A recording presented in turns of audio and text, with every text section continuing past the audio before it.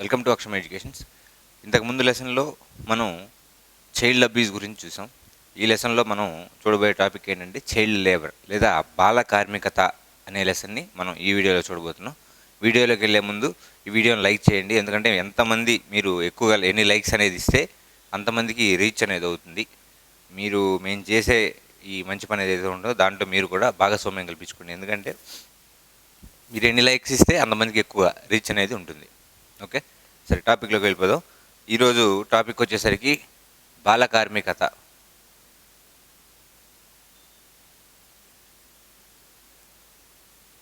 దీన్ని మనం ఇంగ్లీష్లో చైల్డ్ లేబర్ అనే పేరుతో పిలుస్తాం. చైల్డ్ లేబర్ అనే పేరుతో పిలుస్తాం. అయితే భారతదేశంలో ఒక ప్రముఖమైన నానుడు ఉంది, నేటి బాలలే రేపటి పౌరులు అని చెప్పి. మరి ఈరోజు ఇలా ఉన్న బాలలు రేపు దేశాన్ని నిర్మించే పౌరులుగా ఉన్నప్పుడు అలాంటి బాలలు ఇలా కార్మికులుగా లేదా వెట్టి చాకిరీ చేసేవాళ్ళుగా వాళ్ళ జీవితం అంతా బాల్యం అంతా నలిగిపోతే రేపు దేశ పరిస్థితి ఎలా ఉంటుంది? ఓకే, అలానే అసలు ఎవరిని బాల కార్మికులు అంటారు, ఎవరిని బాల కార్మికులు అంటారు అనేది ఇప్పుడు మనం చూద్దాం. అంటే వాళ్ళ ఇంట్లో వాళ్ళు ఇంటి పనులు చేసుకుంటే వాళ్ళని బాల కార్మికులు పరిగణిస్తారా, లేకపోతే పొలం పనులు, వాళ్ళ పొలానికి సంబంధించిన పనులు ఏవైతే ఉన్నాయో ఆ వ్యవసాయానికి సంబంధించిన పనులు చేస్తే వాళ్ళని బాల కార్మికులుగా పరిగణిస్తారా అనేది మనం ఈ లెసన్లో చూడబోతాం. ఎవరిని బాల కార్మికులు అంటారు అనే దాని గురించి యూనిసెఫ్ వాళ్ళు కొన్ని కారణాలు చెప్పడం జరిగింది, అవేంటో మనం చూద్దాం. అలానే అసలు ఈ బాల కార్మిక వ్యవస్థ అనేది ఏ దేశంలో ఎలా ఉంది అనేది మొత్తం ఈ లెసన్లో 1 by 1 చూద్దాం. ఓకే, దీనికి సంబంధించి మనకి ఫస్ట్ 1924వ సంవత్సరంలో 1924లో నానాజాతి సమితి, ఐక్యరాజ్య సమితి ఏర్పడక ముందు ఉన్న నానాజాతి సమితి ఏదైతే ఉంటుందో ఈ నానాజాతి సమితి ఫస్ట్గా మొట్టమొదటిసారిగా బాలల హక్కులకు సంబంధించి ఒక డిక్లరేషన్ అనేది చేసింది. బాలల హక్కులకి డిక్లరేషన్,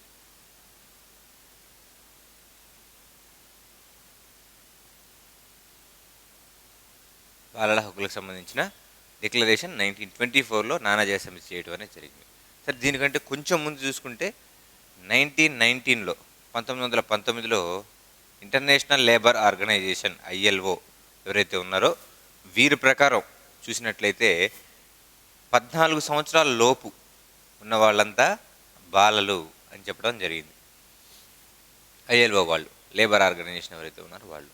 అలా కాకుండా 1989లో UNO అంటే ఐక్యరాజ్య సమితి ఏదైతే ఉంటుందో ఈ ఐక్యరాజ్య సమితి బాలల హక్కుల గురించి ఒక కమిషన్ అనేది ఏర్పాటు చేయడం అనేది జరిగింది. బాలల హక్కుల కమిషన్.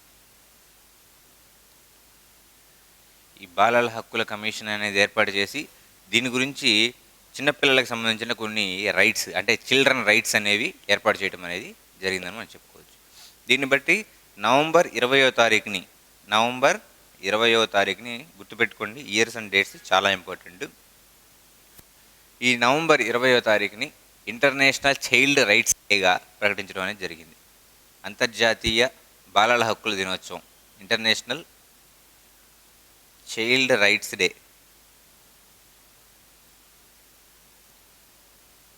ఓకే, నవంబర్ 20వ తారీఖుని ఇంటర్నేషనల్ చైల్డ్ రైట్స్ డేగా ప్రకటించడం అనేది జరిగింది.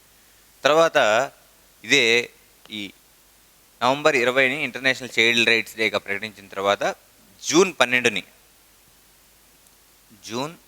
12వ తారీఖుని దీన్ని వరల్డ్ అగెనెస్ట్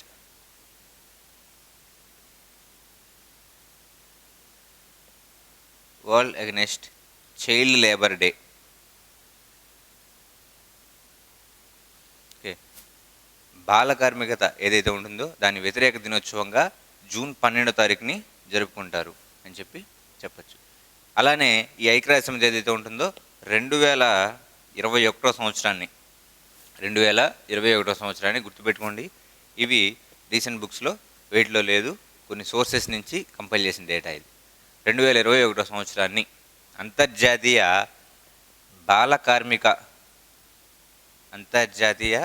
బాల కార్మిక నిషేధ సంవత్సరంగా ప్రకటించడం అనేది జరిగింది. 2021ని అంతర్జాతీయ బాల కార్మిక నిషేధ సంవత్సరంగా ప్రకటించడం అనేది జరిగింది. మరి 2023ని ఇంటర్నేషనల్ మిల్లెట్స్ ఇయర్, తృణధాన్యాల సంవత్సరంగా ప్రకటించడం అనేది జరిగిందని మనకు ఆల్రెడీ తెలుసు. దీని గురించి ఎన్నో మీటింగ్స్ జరిగాయి అని కూడా మన కరెంట్ అఫైర్స్లో కూడా చూసాం. ఓకే, అయితే 2021ని అంతర్జాతీయ బాల కార్మిక నిషేధ సంవత్సరంగా ఐక్యరాజ్య సమితి ప్రకటించడం అనేది జరిగింది. ఈ సంవత్సరం ఇలా ప్రకటించిన తర్వాత ఎప్పటికీ ఈ చైల్డ్ లేబర్ అనేది ఎరాడికేట్ అవ్వాలి అని టార్గెట్గా పెట్టుకున్నారు అంటే 2025 సంవత్సరానికి చైల్డ్ లేబర్ అనేది ప్రపంచంలో ఉండకూడదు అని చెప్పి ఒక టార్గెట్గా పెట్టుకోవడం అనేది జరిగిందని చెప్పుకోవచ్చు. 2025 సంవత్సరానికి ఈ చైల్డ్ లేబర్ అనేది ఎరాడికేట్ చేయాలి అనేది ఐక్యరాజ్య సమితి యొక్క ఒక భావన అని చెప్పి మనం చెప్పుకోవచ్చు.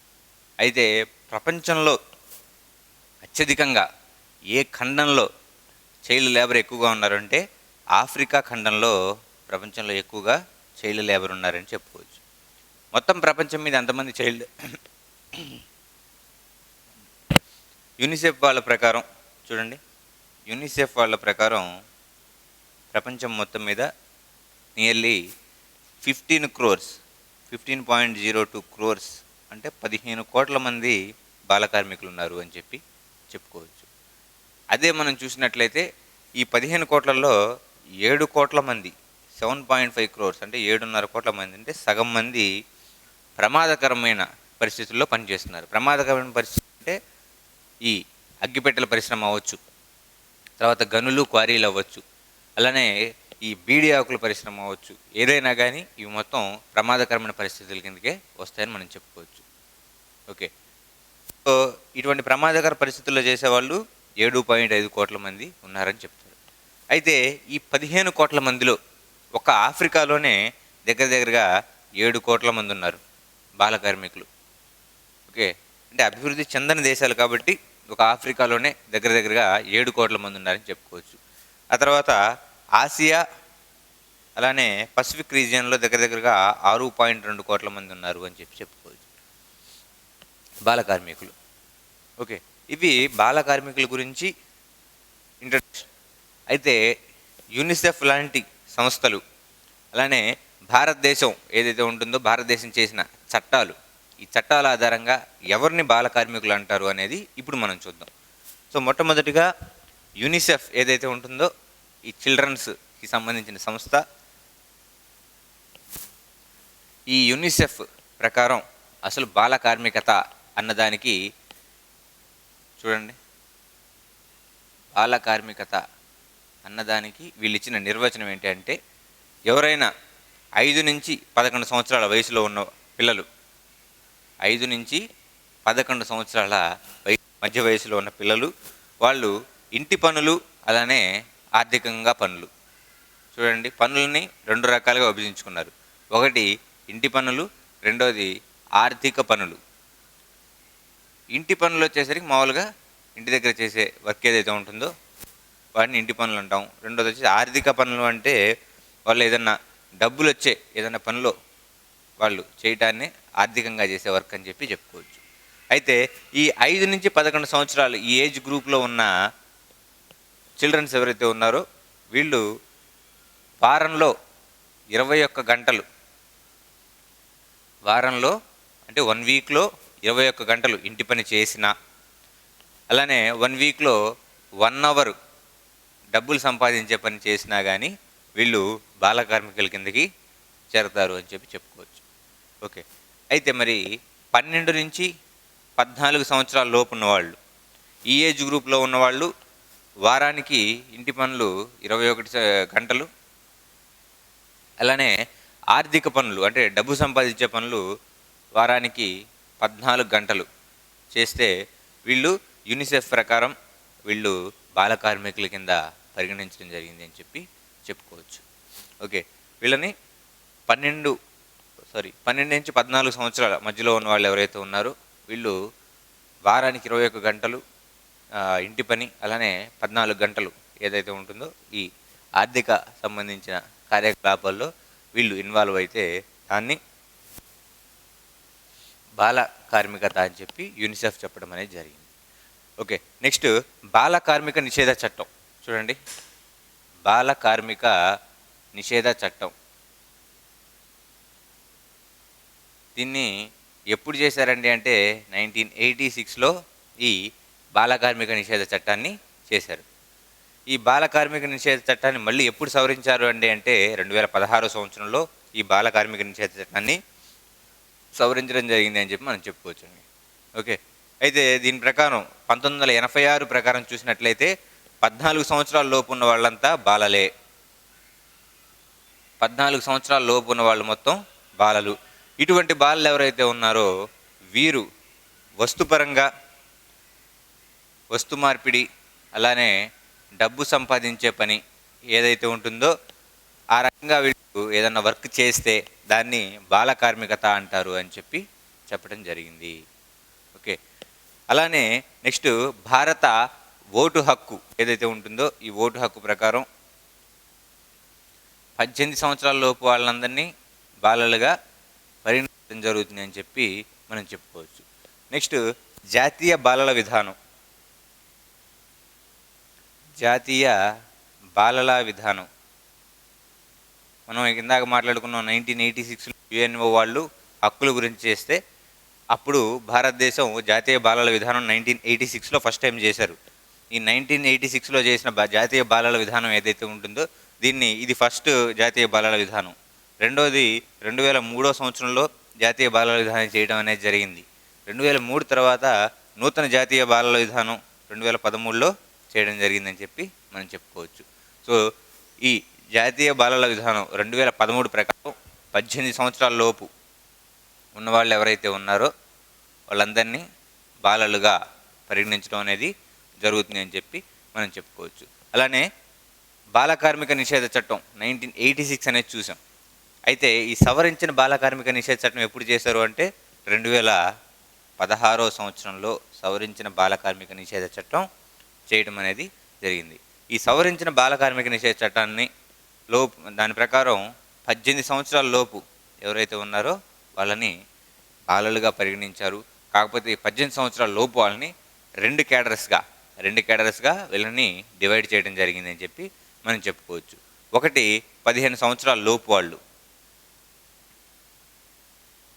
ఓకే, ఒకటి 15 సంవత్సరాల లోపు వాళ్ళు.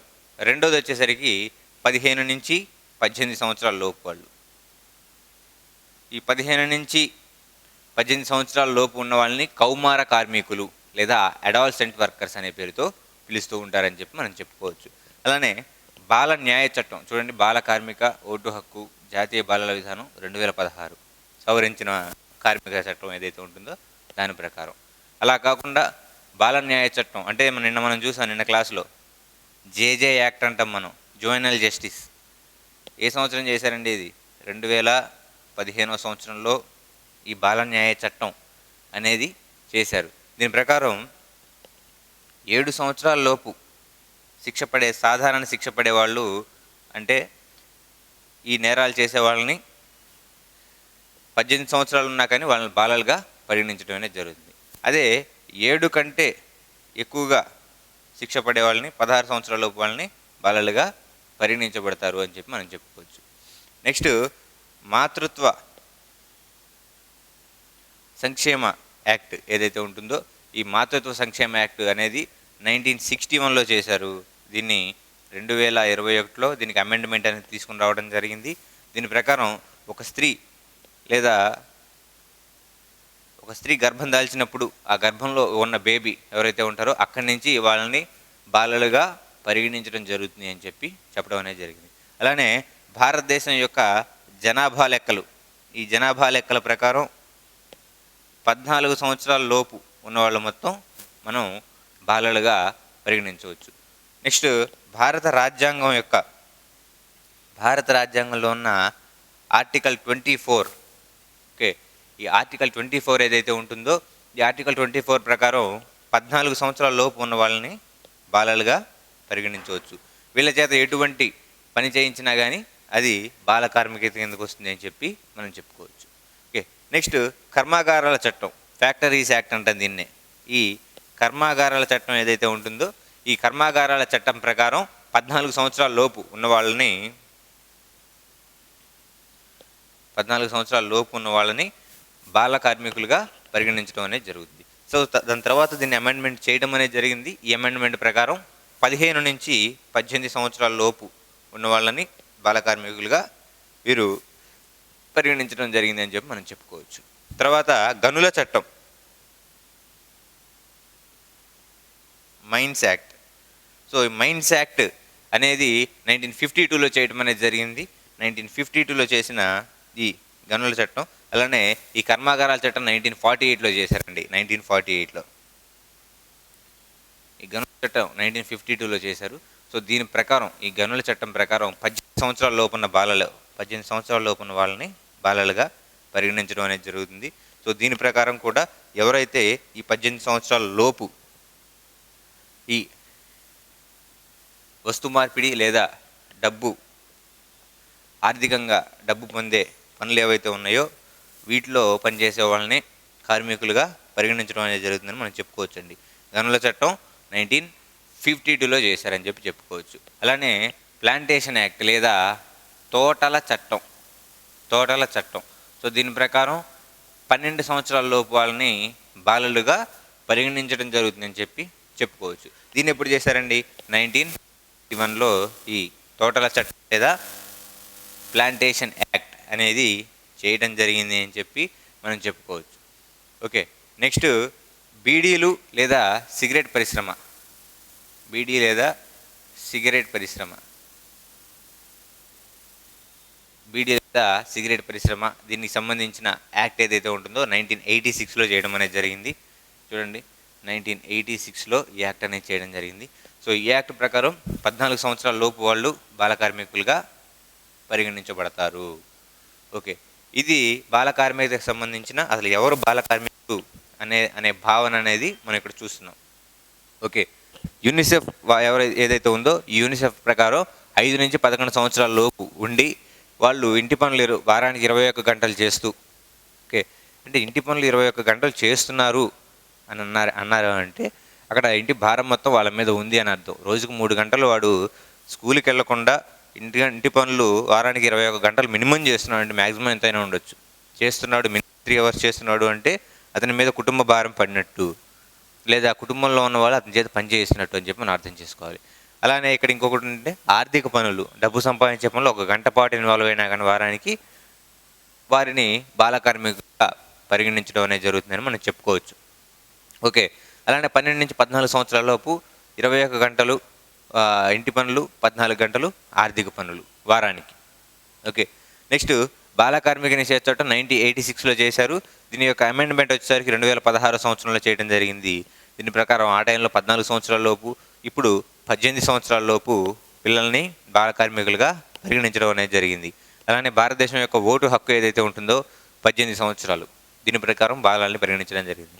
సో ఈ 18 లోపు ఎవరైతే ఉన్నారో వాళ్ళు వెట్టి చాకిరీ లేదా పనులు ఎవరైతే చేస్తున్నారో వాళ్ళు బాల కార్మికులుగా పరిగణించవచ్చు అని మనం చెప్పుకోవచ్చు. ఓకే, నెక్స్ట్ జాతీయ బాలల విద్యా విధానం. ఈ జాతీయ బాలల విద్యా విధానం ప్రకారం 2013 సంవత్సరం చేశారు ఇది. దీంట్లో 18 లోపు ఉన్న వాళ్ళు ఎవరైతే ఉన్నారో ఈ 18 లోపు ఉన్న వాళ్ళు మొత్తం ఈ బాల కార్మికులుగా పరిగణించడం అనేది జరుగుతుంది. 18 సంవత్సరాల లోపు ఉన్న వయసు ఉన్న వ్యక్తులు మొత్తం పిల్లలంతా కూడా జాతీయ బాలల విధానం ప్రకారం బాల కార్మికతలో వాళ్ళు ఇన్వాల్వ్ అయినట్టే అని చెప్పి చెబుతుంది. నెక్స్ట్ జేజే యాక్ట్ లేదా బాల న్యాయ చట్టం 2015 ప్రకారం మనం ఆల్రెడీ లాస్ట్ లెసన్లో కూడా చూసాం, చైల్డ్ అబ్యూజ్ లెసన్లో దీని గురించి. నెక్స్ట్ మాతృత్వ చట్టం ప్రకారం 1961లో చేశారు. దీన్ని గర్భం దాల్చిన దగ్గర నుంచే వాళ్ళని పిల్లలుగా పరిగణించడం అనేది జరుగుతుందని మనం చెప్పుకోవచ్చు. నెక్స్ట్ జనాభా లెక్కల ప్రకారం 14 సంవత్సరాల లోపు వాళ్ళని చైల్డ్ లేదా చిన్నపిల్లలుగా పరిగణించడం అనేది జరుగుతుంది. అలానే భారత రాజ్యాంగ ప్రకారం ఆర్టికల్ 24 ప్రకారం 14 సంవత్సరాల లోపు ఎవరైతే ఉన్నారో వారిని వీరికి ఉచిత నిర్బంధ విద్య అనేది అందాలి. ఎవరైతే ఉచిత నిర్బంధ విద్య అందకుండా వాళ్ళు పనులకు వెళ్తున్నారో వాళ్ళని కార్మికులుగా పరిగణించడం అనేది జరిగింది. అలానే కర్మాగారాల చట్టం 1948లో చేసిన ఈ చట్టం ప్రకారం 14 సంవత్సరాల లోపు ఉన్న వాళ్ళు మొత్తం బాల కార్మికులుగా, గనుల చట్టం ప్రకారం 18 సంవత్సరాల లోపు ఉన్న వాళ్ళు బాల కార్మికులుగా, అలానే 1951లో చేసిన తోటల చట్టం ఏదైతే ఉంటుందో దాని ప్రకారం 12 సంవత్సరాల లోపు ఉన్న వాళ్ళని బాల కార్మికులుగా పరిగణించడం అనేది జరిగింది. నెక్స్ట్ బీడీ అండ్ సిగరెట్ పరిశ్రమ ఏదైతే ఉంటుందో ఇది 1956లో ఈ యాక్ట్ 1986లో ఈ యాక్ట్ చేయడం అనేది జరిగింది. దీని ప్రకారం 14 సంవత్సరాల లోపు వాళ్ళని బాల కార్మికులుగా చెప్పడం అనేది జరిగిందని మనం చెప్పుకోవచ్చు. ఓకే, ఇది ఎంతమంది బాల కార్మికులు భారతదేశంలో ఉన్నారు 2011 జనాభా లెక్కల ప్రకారం అనేది ఇప్పుడు మనం చూద్దాం. సో ఇప్పటివరకు మనం ఏం చూసాము అంటే, సో ఎవరెవరి ప్రకారం ఏ ఏజ్ గ్రూప్ వాళ్ళు బాల కార్మికులుగా పరిగణించబడతారు అనే విషయాన్ని ఇంతవరకు మనం చూసాం. ఓకే, అయితే జనాభా లెక్కల ప్రకారం భారతదేశంలో ఎంతమంది ఉన్నారు, ఏ రాష్ట్రంలో భారతదేశంలో ఉన్న ఏ రాష్ట్రంలో ఈ కార్మికులు ఎక్కువ మంది ఉన్నారు, అలానే 2022 ఎన్సీఆర్బి క్రైమ్ రిపోర్ట్ ఏదైతే ఉంటుందో ఈ రిపోర్ట్ ప్రకారం ఎంతమంది బాల కార్మికులు ఉన్నారు, ఏ రాష్ట్రంలో ఎక్కువ ఉన్నారు అనేది ఇప్పుడు మనం చూద్దాం. చూడండి అమ్మా,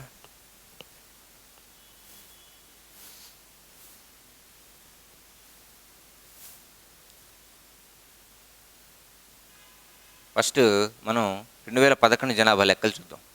2011 జనాభా లెక్కలు ఏవైతే ఉన్నాయో ఈ 2011 జనాభా లెక్కల ప్రకారం భారతదేశంలో 43,53,000 మంది, అంటే దగ్గరగా 4.3 మిలియన్స్ బాల కార్మికులు భారతదేశంలో ఉన్నారు అని చెప్పుకోవచ్చు.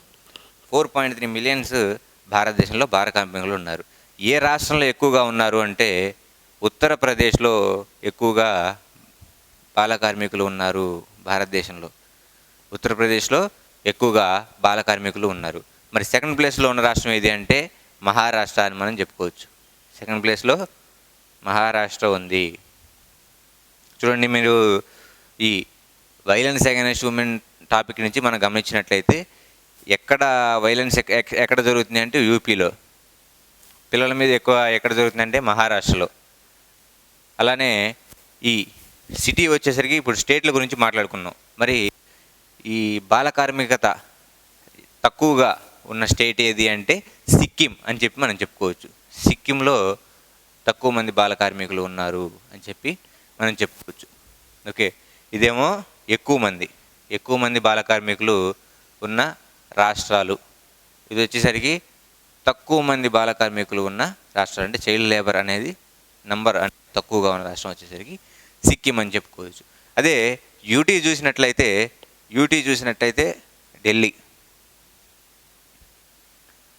ఢిల్లీ సిటీ కానీ లేదా ఢిల్లీ యూటీ కానీ ఉంటుందో, ఈ యూనియన్ టెరిటరీ కానీ సిటీ కానీ ఈ రెండిట్లో ఎక్కువగా బాల కార్మికత ఉంది అని చెప్పి మనం చెప్పచ్చు. ఢిల్లీ సిటీ కానీ లేదా ఢిల్లీ యూటీ కానీ ఈ రెండిట్లో బాల కార్మికత ఎక్కువగా ఉంది అని చెప్పి మనం చెప్పచ్చు.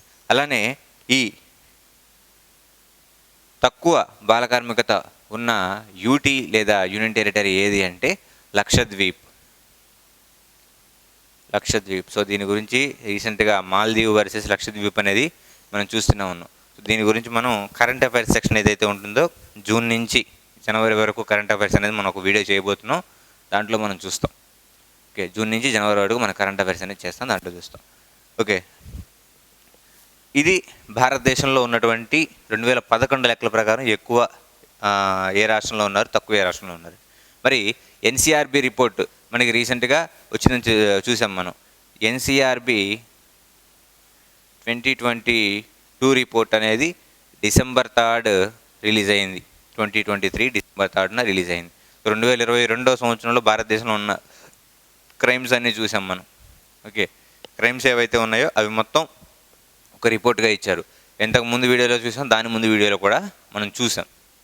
ఓకే, అయితే ఈ వీడియోలో మనం దీనికి ఎన్సీఆర్బి రిపోర్ట్లు దేని గురించి చూస్తున్నాం, బాల కార్మికత గురించి ఎన్సీఆర్బి రిపోర్ట్ అనేది మనం ఈ వీడియోలో చూడబోతున్నాం. సో బాల కార్మికతకి సంబంధించిన ఈ ఎన్సీఆర్బి రిపోర్ట్ అనేది ఏ రకంగా అంటే భారతదేశంలో ఎంతమంది బాల కార్మికులకు సంబంధించిన కేసులు నమోదైనాయి అంటే వాళ్ళ మీద క్రైమ్ అనేది 990 కేసుల్లో వాళ్ళ మీద క్రైమ్ అనేది జరిగిందని నమోదైంది. ఓకే, అదే తెలంగాణలో చూసుకుంటే 257 కేసులు తెలంగాణలో ఈ క్రైమ్ బాల కార్మికుల మీద క్రైమ్ అనేది నమోదైందని మనం చెప్పుకోవచ్చు. ఓకే, తెలంగాణలో 257 కేసులు నమోదైనాయి. ఇది భారతదేశంలో నెంబర్ 1 పొజిషన్లో ఉంది అని చెప్పుకోవచ్చు. బాల కార్మికుల మీద దాడులు కానీ, వాళ్ళ మీద బాల కార్మికుల వల్ల జరిగే నేరాలు ఏవైతే ఉన్నాయో వీటిలో తెలంగాణ ఫస్ట్ పొజిషన్లో ఉంది అని మనం చెప్పుకోవచ్చు. మరి సెకండ్ ప్లేస్లో ఏది ఉందా అంటే మహారాష్ట్ర ఉంది. సెకండ్ ప్లేస్లో మహారాష్ట్ర ఉంది. ఇక్కడ దగ్గరగా 149 ప్లేస్లో 149 కేసులు అనేవి వీళ్ళ గురించి నమోదవటం అనేది జరిగింది. మరి యూటీల్లో ఏది ఎక్కువగా ఉందంటే యాజ్ యూజువల్గా ఢిల్లీ. బాల కార్మికతకు సంబంధించిన కేసులు ఎక్కువగా నమోదైన ప్రాంతం, కేంద్రపాలిత ప్రాంతం ఏది అంటే ఢిల్లీ. ఇక్కడ 177 కేసులు నమోదయ్యాయి అని మనం చెప్పుకోవచ్చు. 177 కేసులు 2022 ఎన్సీఆర్బీ రిపోర్టు ప్రకారం 172 కేసులు నమోదయ్యాయి అని మనం చెప్పుకోవచ్చు. ఓకే, అలానే మనం ఇక్కడ కొన్ని స్టాటిస్టిక్స్ చూద్దాం. సో భారతదేశం ఏదైతే ఉంటుందో ఈ భారతదేశంలో దగ్గరగా 6 కోట్ల మంది చైల్డ్ లేబర్ ఉన్నారు అని చెప్పి ఈ ఐసిటిఓ వాళ్ళు ఈ రిపోర్ట్ అనేది ఇవ్వడం అనేది జరిగింది. 6 కోట్ల మంది దగ్గరగా ఉన్నారని చెప్పి. అలానే ప్రపంచంలో ఉన్న 1/4 అంటే 100 మంది చైల్డ్ లేబర్ ఎవరైతే ఉన్నారో బాల కార్మికులు, వారిలో 25 మంది భారతదేశంలోనే ఉన్నారు అని చెప్పి ఈ యుఎన్ఓ వాళ్ళు రిపోర్ట్ అనేది ఇవ్వడం అనేది జరిగింది. ఎక్కువ మంది ఏ రంగంలో పనిచేస్తున్నారు అంటే బాల కార్మికులు వ్యవసాయ రంగంలో ఎక్కువ మంది పనిచేస్తున్నారు. వ్యవసాయ రంగంలో ఎక్కువ మంది బాల కార్మికులు పనిచేస్తున్నారు అని చెప్పి మనం చెప్పుకోవచ్చు. ఓకే, మనం చూసాం ఆల్రెడీ ప్రపంచవ్యాప్తంగా 15 కోట్ల మంది బాల కార్మికులు ఉన్నారు అని చెప్పి. 15 కోట్ల మంది ప్రపంచవ్యాప్తంగా ఉంటే దాంట్లో ఆఫ్రికాలో ఎక్కువ మంది ఉన్నారు. ఆఫ్రికాకు సంబంధించిన దేశాల్లో ఎక్కువ మంది బాల కార్మికులు ఉన్నారు. అలానే సెకండ్ ప్లేస్లో చూసుకున్నట్లయితే ఆసియా ఖండంలో ఎక్కువ మంది ఉన్నారు. అలానే ఆసియా ప్లస్ పసిఫిక్ రీజియన్ ఏదైతే ఉంటుందో ఈ పసిఫిక్ రీజియన్లో ఎక్కువ మంది ఉన్నారు. ఈ 15 కోట్లలో దగ్గరగా 7.5 crores ఆఫ్రికాలోనే ఉన్నారని చెప్పి మనం చెప్పుకోవచ్చు. ఓకేనండి, అలానే మనం చూసినట్లయితే ఈ బాల కార్మికులు ఎవరైతే ఉన్నారో వీళ్ళు 5 నుంచి 11 సంవత్సరాల లోపు ఉన్నవాళ్ళు దగ్గరగా ఈ రిపోర్టు ప్రకారం ఈ యూనిసెఫ్ వాళ్ళ రిపోర్టు ప్రకారం ఈ 6 కోట్ల మందిలో లేదా ఈ 15 కోట్ల మందిలో దగ్గరగా 30% మంది ఈ 5 నుంచి 11 సంవత్సరాల లోపు ఉన్న వాళ్ళే ఉన్నారు అని చెప్పి మనం చెప్పుకోవచ్చండి. ఓకే, సో ఇది ఈ బాల కార్మికతకు సంబంధించిన 2011 జనాభా లెక్కల ప్రకారం ఉన్న రిపోర్టు. అలానే ఎన్సీఆర్బీ క్రైమ్ రిపోర్ట్ ఏదైతే ఉంటుందో వాళ్ళ మీద జరుగుతున్న దాడులు. ఓకే, మరి ఇప్పటివరకు అసలు బాల కార్మికత అంటే ఏంటనేది చూసాం. అలానే ఎంతమంది బాల కార్మికులు ఉన్నారు అనే లిస్ట్ అనేది మనం ఫైండ్ అవుట్ చేసాం. మరి అసలు ఈ బాల కార్మికత గల కారణాలు ఏంటి, ఎందుకు వీళ్ళు బాల కార్మికులుగా మారిపోతున్నారు, ఓకే ఎందుకు మారుతున్నారు అనేది ఇప్పుడు మనం చూద్దాం. సో బాల కార్మికులుగా మారటానికి గల కారణాలు, మెయిన్ రీజన్ బాల కార్మికులుగా మారడానికి మెయిన్ రీజన్ ఏంటండి అంటే మనందరికి తెలిసిందే పేదరికం. సో పేదరికం వల్ల ఎక్కువ మంది బాలలు అంటే కొంతమంది పిల్లలకి చిన్నతనంలోనే వాళ్ళ ఇంట్లో భారం అంతా వాళ్ళ మీద పడిపోతూ ఉంటుంది. అలాంటి పరిస్థితుల్లో వాళ్ళకి తప్పదు. ఆ తప్పని పరిస్థితుల్లో ఈ పేదరికాన్ని నుంచి ఓవర్కమ్ అవడానికి వాళ్ళు ఏదో ఒక పనిలో వాళ్ళు జాయిన్ అవుతూ ఉంటారు. సో అందువల్ల మెయిన్ రీజన్ వచ్చేసరికి మనం పేదరికం అని చెప్పి చెప్పుకోవచ్చు. సో ఈ పేదరికం అనేది ఎక్కువగా భారతదేశంలో ప్రతి ఐదుగురిలో ఒకడు ఖచ్చితంగా పేదరికాన్ని అనుభవిస్తున్నాడు అని చెప్పి మనం ఇప్పటికీ మనకి తెలుసు. ప్రతి 5గురిలో ఒక వ్యక్తి పేదరికాన్ని అనుభవిస్తున్నారు. అందువల్ల పేదరికం అనేది ఈ బాల కార్మికతకు ఒక కారణం.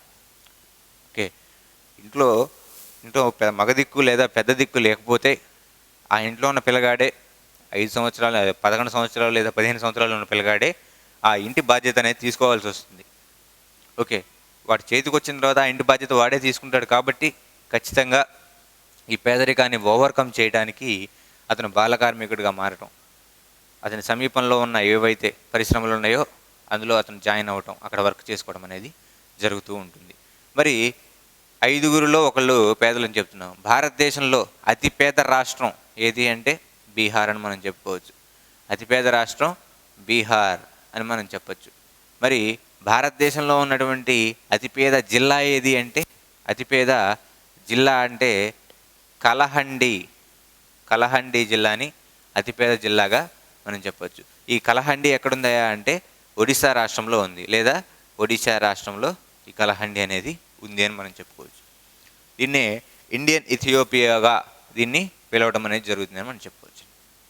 నెక్స్ట్ సెకండ్ రీజన్ వచ్చేసరికి వీళ్ళు చౌకగా దొరుకుతారు పనికి. సో పెద్దవాళ్ళు కనుక పనికి వస్తే వాళ్ళు ఎక్కువ రెమ్యునరేషన్ అనేది తీసుకుంటారు. అదే చిన్నపిల్లలు వచ్చారనుకోండి, చిన్నపిల్లగాడే కదా వాడికి ఎంత అని చెప్పి వాడికి పెద్దవాళ్ళకి ఒక 1000 రూపాయలు, ఒక 500 అనేది ఇస్తే వీళ్ళకి దాంట్లో హాఫ్ ఇవ్వటం.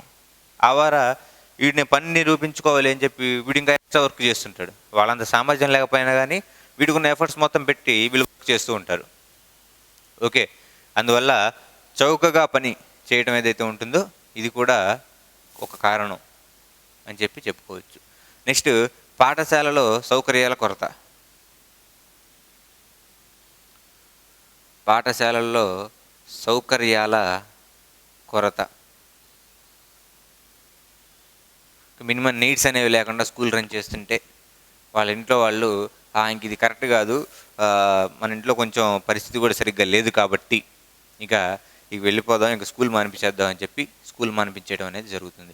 అలానే ఈ గవర్నమెంట్ స్కూళ్ళు, ప్రైవేట్ స్కూళ్ళు ఏవైతే ఉన్నాయో వీటిలో మెయిన్గా చదివించాలి అన్న ఉద్దేశం అనేది లేకపోవడమే దీనికి మెయిన్ కారణం అని చెప్పి చెప్పుకోవచ్చు. అలానే నెక్స్ట్ ఫోర్త్ వచ్చేసరికి అంటే ఇప్పుడు మనం చదివించకపోతే ఏముంటుంది, అక్కడ నిరక్షరాస్యత ఉంటుంది. ఈ నిరక్షరాస్యత కూడా ఒక మెయిన్ రీజన్ బాలకార్మికతకి అని మనం చెప్పుకోవచ్చు. స్కూళ్ళకి రాకుండా లేదా స్కూల్కి వచ్చే డ్రాప్ అవుట్స్ అయితే ఎవరైతే ఉన్నారో ఈ డ్రాప్ అవుట్స్ మొత్తం పనులు చేసుకుంటూ ఉంటారు. ఓకే, వాళ్ళు పని చేసుకుంటూ ఉంటే ఇక్కడ నిరక్షరాస్యత అనేది పెరిగిపోతూ ఉంటుంది అని చెప్పి మనం చెప్పొచ్చు. సో ఈ పనులు చేసేవాళ్ళు మొత్తం బాలకార్మికులుగా పరిగణించబడతారు. దానికి నిరక్షరాస్యత కూడా ఒక కారణం అని చెప్పి చెప్పుకోవచ్చు. నెక్స్ట్ కుల వ్యవస్థ.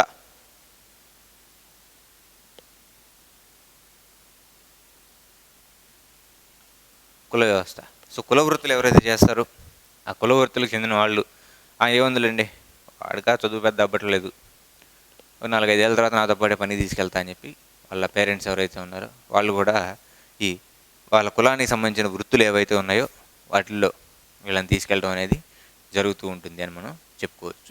నెక్స్ట్ కొన్ని ఆర్థిక కారణాలు. మనం ఇందాక మాట్లాడుకున్నాం పేదరికం ఏదైతే ఉంటుందో ఈ పేదరికం, అలానే కుటుంబానికి సంబంధించి మనీ సరిగ్గా లేకపోవటం ఒకటి. సో ఇటువంటి కారణాలన్నీ కూడా ఆర్థిక కారణాల కిందకి వస్తాయని చెప్పి మనం చెప్పుకోవచ్చు. నెక్స్ట్ అనుకూలమైన పరిశ్రమలు.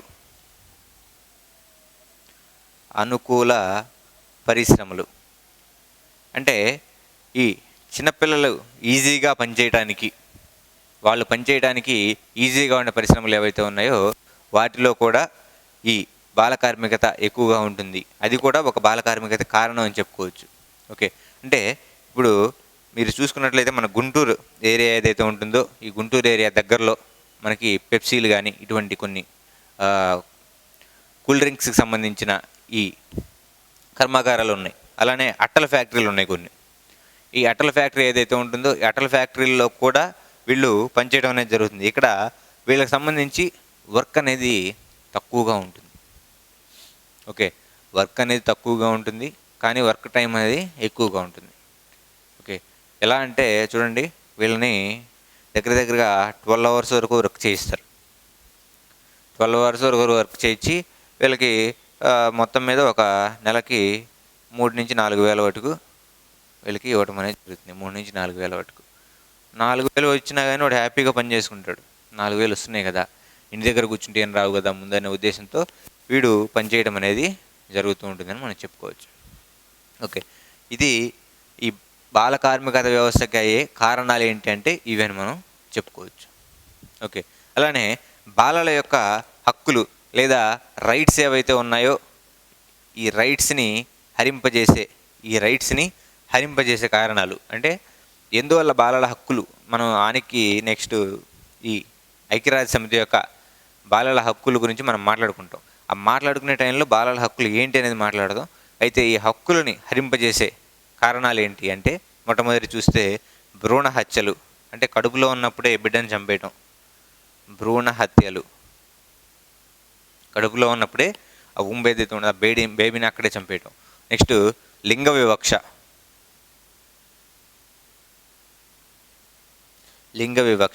నెక్స్ట్ వాళ్ళకి విద్య లేకుండా చేయటం, అంటే చదువు లేకుండా చేయటం. అలానే దానికి చిన్నపిల్లలకి చిన్నపిల్లల్ని వెట్టి చాకరీ చేయించడం. సో ఈ కారణాలు మొత్తం ఇవన్నీ చిన్నపిల్లల యొక్క బేసిక్ రైట్స్ని దెబ్బ కొట్టేవే అని చెప్పి మనం చెప్పుకోవచ్చు. సో బేసిక్గా చిన్నపిల్లలకు సంబంధించి 3 బేసిక్ రైట్స్ ఉంటాయి. ఓకే, వాళ్ళ అభివృద్ధి చెందడానికి కానీ, వాళ్ళు సర్వైవ్ అవ్వడానికి కానీ, వాళ్ళ మనుగడికి సాధించి కానీ, తర్వాత వాళ్ళ రక్షణ, వాళ్ళ ప్రొటెక్షన్కి సంబంధించింది ఏదైతే ఉంటుందో అవి మొత్తం కూడా చిన్నపిల్లలకు సంబంధించిన హక్కులు. ఓకేనండి, మనం ఇప్పుడు వరుసగా ఈ బాలల హక్కులను హరించే పనుల గురించి చూసాం. ఇప్పుడు వీళ్ళు బాల కార్మికులు పని ప్రదేశాలు ఉంటాయి. సో ఈ పని ప్రదేశాల్లో ఉన్న పరిస్థితులు ఎలా ఉంటాయి, దీనివల్ల వాళ్ళు ఎలా ఎఫెక్ట్ అవుతున్నారు అనే విషయాన్ని ఇప్పుడు మనం చూద్దాం. సో బేసిక్గా బాల కార్మికులు ఎక్కువగా పనిచేసేది ఒకటి అగ్గిపెట్టెల పరిశ్రమ, మందుగుండు పరిశ్రమ, గనులు, క్వారీలు, ఇటువంటి ప్రదేశాల్లో వీళ్ళు ఎక్కువగా పనిచేస్తుంటారు. లేదా బీడి ఆకులు చుట్టడం, ఇటువంటి విషయాల్లో పనిచేస్తుంటారు. అక్కడ ఎక్కువగా కాలుష్యం అనేది ఉంటుంది. సో కాలుష్యం అనేది ఎప్పుడు ఎక్కువగా ఉంటే అక్కడ వారి యొక్క ఊపిరితిత్తులు, లంగ్స్ మీద ఎక్కువగా ఎఫెక్ట్ ఉంటుంది అని చెప్పి మనం చెప్పుకోవచ్చు. ఓకే, లేదా ఎక్కువగా బాగా అధిక ఉష్ణోగ్రత ఉన్న ప్రాంతాల్లో వీళ్ళు పనిచేస్తున్నారు అనుకోండి, లేదా హై టెంపరేచర్ అంటాం దీన్ని ఇంగ్లీష్లో, హైయెస్ట్ టెంపరేచర్స్ ఉన్న ప్రాంతాల్లో వీళ్ళు పనిచేస్తుంటే, ఎగ్జాంపుల్ చూడండి. అధిక ఉష్ణోగ్రత అంటే దగ్గరగా 1400 డిగ్రీ సెంటీగ్రేడ్, అంటే కొలిమి ఏదైతే ఉంటుందో ఈ కొలిమిలు, తర్వాత గ్లాస్ ఇండస్ట్రీస్ అంటే గాజు పరిశ్రమలు ఏవైతే ఉన్నాయో ఈ గాజు పరిశ్రమల్లో కూడా వీళ్ళు పనిచేస్తుంటారు. అలా చేయటం వల్ల వీళ్ళకి క్షయ వ్యాధి, అలానే ఊపిరితిత్తులకు సంబంధించిన వ్యాధులు వీళ్ళకి సంభవించవచ్చు. క్షయవ్యాధి అలానే ఊపిరితిత్తులకు సంబంధించిన వ్యాధులు అనేది వీళ్ళకి సంభవించవచ్చు అని చెప్పి మనం చెప్పొచ్చండి. అలా కాకుండా దీనికి ఇంకో కారణం ఉంది. వీళ్ళు పని పరిస్థితులు ఎలా ఉంటాయంటే వీళ్ళకి లాంగ్ అవర్స్, అంటే వర్క్ చాలా ఎక్కువగా ఉంటుంది. మనం ఇందా మాట్లాడుకున్నాం, వీళ్ళకి చిన్నపిల్లలు కదా అని చెప్పి వీళ్ళని పని ఎక్కువ చేయిస్తారు. అంటే దీర్ఘకాల పని, ఎక్కువసేపు పని చేయిస్తారు. నార్మల్గా మనం 8 to 9 hours వర్క్ అనేది ఉంటుంది మామూలుగా వర్క్ చేసేవాళ్ళు ఎవరికైనా. సాఫ్ట్వేర్ ఇండస్ట్రీ అది వేరు ఇంకా.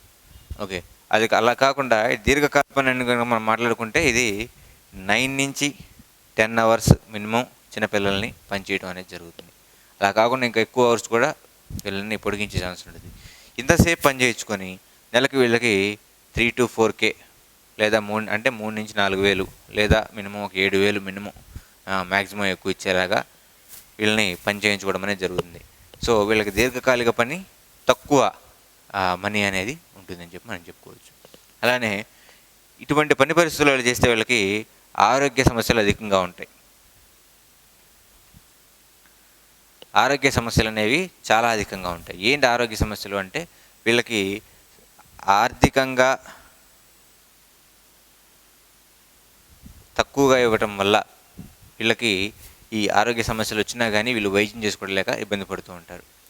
అయితే ఈ ఆరోగ్య సమస్యల గురించి మనం చూసినట్లయితే ఊపిరితిత్తులు కానీ, క్షయ కానీ, దీనికి సంబంధించిన వ్యాధులు, తర్వాత న్యూమోనియా అనేది ఎక్కువగా వీళ్ళకి వస్తూ ఉంటుంది. న్యూమోనియా దానికి మనం చూద్దాం. అంటే ఒక్కొక్క పరిశ్రమ గురించి మనం మాట్లాడుకుందాం. ఒక్కొక్క పరిశ్రమలో వాళ్ళు ఏ పరిశ్రమలో వర్క్ చేస్తే వాళ్ళకి ఏ వ్యాధి వస్తుందని చెప్పి దానికి మనం చూద్దాం. ఓకే, న్యూమోనియా రావడం కానీ, ఆ తర్వాత వీళ్ళకి సంబంధించి బ్రాంకైటిస్ కానీ, ఇటువంటివన్నీ వీళ్ళకి వస్తూ ఉంటాయి. ఇటువంటి వాటి వల్ల వీళ్ళకి మానసిక వికాసం అనేది క్రమంగా కోల్పోతూ ఉంటారు. ఓకే, ఇంత పని చేసి వచ్చేసి ఇంత 9 to 10 hours హెవీ వర్క్ చేసి వచ్చిన ఒక 13 to 15 years యువకుడు ఎవడైతే ఉన్నాడో సాయంత్రానికి వైన్ షాప్ ముందు నించోవాల్సిందే ఖచ్చితంగా. ఎందుకంటే ఆ నొప్పులు మొత్తం పోగొట్టుకోవడానికి 13 నుంచి 15 సంవత్సరాల లోపు పిల్లగాడు ఎవరైతే ఉన్నాడో వాడు వైన్ షాప్ ముందు నించుంటారు. అక్కడ బోర్డు ఏమో 21 ఏళ్ళ లోపు లేదా 18 ఏళ్ళ లోపు ఎవరని చెప్పి బోర్డు పెట్టినా కానీ వీడు తీసుకొని వస్తాడు. శుభ్రంగా వెళ్ళి తెచ్చేసి ఆ నొప్పులు మొత్తం పోగొట్టుకున్నా కానీ ఇతనికి ఈ మత్తు ఏదైతే ఉంటుందో దీనివల్ల ఇతని యొక్క లివర్ కానీ ఇటువంటివన్నీ ప్రభావితం అవుతూ ఉంటాయి, బాడీలో ఆర్గన్స్ అన్నీ ప్రభావితం అవుతూ ఉంటాయి. ఓకే, ఇలా మత్తు పదార్థాలకి మద్యపానానికి అలవాటు పడిన వ్యక్తులు ఎవరైతే ఉన్నారో సమాజాన్ని వాళ్ళు ఇంకో రకంగా తయారు చేస్తూ ఉంటారని చెప్పి కూడా మనం చెప్పుకోవచ్చు. సో దీని అంతటి కారణం బాలకార్మికత అని చెప్పి మనం చెప్పుకోవచ్చు. అందువల్లే బాలకార్మికతని సాధ్యమైనంత త్వరగా రూపుమాపాలి, ఉన్న పిల్లలందరినీ కూడా చదువులోకి తీసుకొని రావాలి, ఎడ్యుకేషన్లోకి తీసుకొని రావాలి అన్న భావనతోనే ప్రభుత్వాలు పనిచేయాలి అని చెప్పి మనం చెప్పుకోవచ్చు. ఓకే, అయితే పని పరిస్థితుల గురించి చూసాం. ఎటువంటి పరిశ్రమల్లో ఈ బాల కార్మికులు భారతదేశంలో ఎక్కువగా పనిచేస్తున్నారు అని చెప్పి మనం ఇప్పుడు చూద్దాం. చూడండి, బాల కార్మికులు ఎక్కువగా పనిచేసే పరిశ్రమలు. మొట్టమొదటిది అగ్గిపెట్టె లేదా మందుగుండు. మనకి మందుగుండు సామాగ్రి లేదా క్రాకర్స్ అనగానే మనకు గుర్తు రావాల్సిన మొట్టమొదటి పేరేంటి? అగ్గిపెట్టె అన్న మందుగుండు సామాగ్రి అని మనకు గుర్తు రావాల్సిన మొట్టమొదటి పేరు శివకాశి. సో మన క్రాకర్స్ మీద కూడా చూస్తుంటాం పేర్లు, మీరు ఇప్పటికీ మీరు గమనించకపోతే. తమిళనాడుకి చెందిన శివకాశి ఏదైతే ఉంటుందో ఈ శివకాశి ప్రాంతంలో దగ్గరగా 50,000 మంది చైల్డ్ లేబర్లు అనేవాళ్ళు పనిచేస్తున్నారు. బాల కార్మికులు దగ్గరగా 50,000 మంది.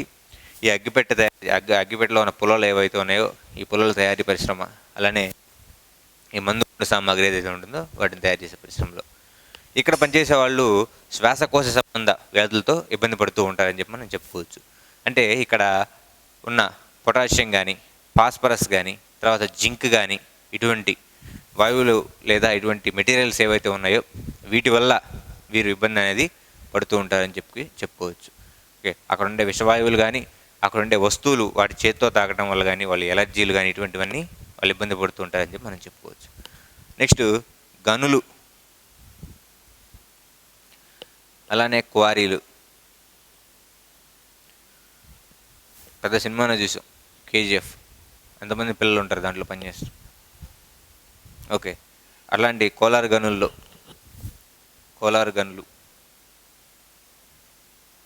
తర్వాత ఏపీలో ఉన్నటువంటి మార్కాపురం. ఈ మార్కాపురంలో పలకల తయారీ, అంటే ఇప్పుడు పలకలు వాడట్లేదు అనుకోండి, సమాజం చేంజ్ అయిపోయింది. సో ఈ పలకల తయారీలో ఇంతకుముందు చేసేవాళ్ళు. అలానే ఇదే పలకల తయారీ ఎక్కడుందంటే మళ్ళీ మాండసోర్లో ఉంది. ఇదే పలకల తయారీ మాండసోర్ ఎక్కడుందంటే మధ్యప్రదేశ్లోని మాండసోర్లో. అక్కడ కూడా పలకల తయారీ ఎక్కువగా ఉంటుందని చెప్పుకోవచ్చు. అలానే కేరళ రాష్ట్రంలో ఉన్న క్వారీలు, కేరళ రాష్ట్రంలోని క్వారీల్లో కూడా వీళ్ళు పనిచేస్తూ ఉన్నారు. ఓకే, అలానే కోలార్ గన్లు. నెక్స్ట్ మేఘాలయ రాష్ట్రంలో ఉన్న క్వారీల్లో కూడా ఈ చైల్డ్ లేబర్ ఎక్కువగా పనిచేస్తున్నారు అని చెప్పి మనం చెప్పుకోవచ్చండి. అలానే నెక్స్ట్ ఫిషరీస్, అంటే చేపల పరిశ్రమలు ఏవైతే ఉన్నాయో ఇది భారతదేశానికి చేపల పరిశ్రమలు ఖచ్చితంగా ఎక్కడ ఉంటాయండి అంటే భారతదేశానికి సంబంధించిన ఈ కోస్టల్ ఏరియా ఏదైతే ఉంటుందో ఈ కోస్టల్ ఏరియాలోనే ఎక్కువగా ఉంటుంది.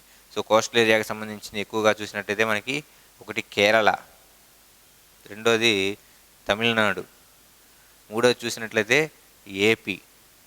Okay, AP. నెక్స్ట్ ఏపీ నుంచి కొంచెం ముందుకెళ్తే ఒడిస్సా, ఇంకొంచెం పైకి వెళ్తే వెస్ట్ బెంగాల్. సో ఈ రాష్ట్రాలన్నింటిలో, ఈ సౌత్ ఇండియా సంబంధించిన రాష్ట్రాలు, అలానే ఈస్ట్ కోస్ట్ రాష్ట్రాలు, మొత్తం ఈ 5 రాష్ట్రాల్లో ఈ చేపల పరిశ్రమలకు సంబంధించి ఎక్కువగా పనిచేస్తూ ఉన్నారు. అంటే కేరళ, తమిళనాడు, ఏపీ, తర్వాత వెస్ట్ బెంగాల్, లాస్ట్లో ఒడిస్సా. సో ఈ రాష్ట్రాలన్నింటిలో చూస్తే చేపలు హార్బర్లో, ఫిషింగ్ హార్బర్లో చేపల ఎక్స్పోర్ట్, ఇంపోర్ట్ ఈ 2 విషయాల్లో పిల్లలు పనిచేస్తున్నారని చెప్పుకోవచ్చు. నెక్స్ట్ చేనేత పరిశ్రమ. ఈ చేనేత పరిశ్రమలో మనకి చూసినట్లయితే ఏపీలో ఉన్నటువంటి మంగళగిరి.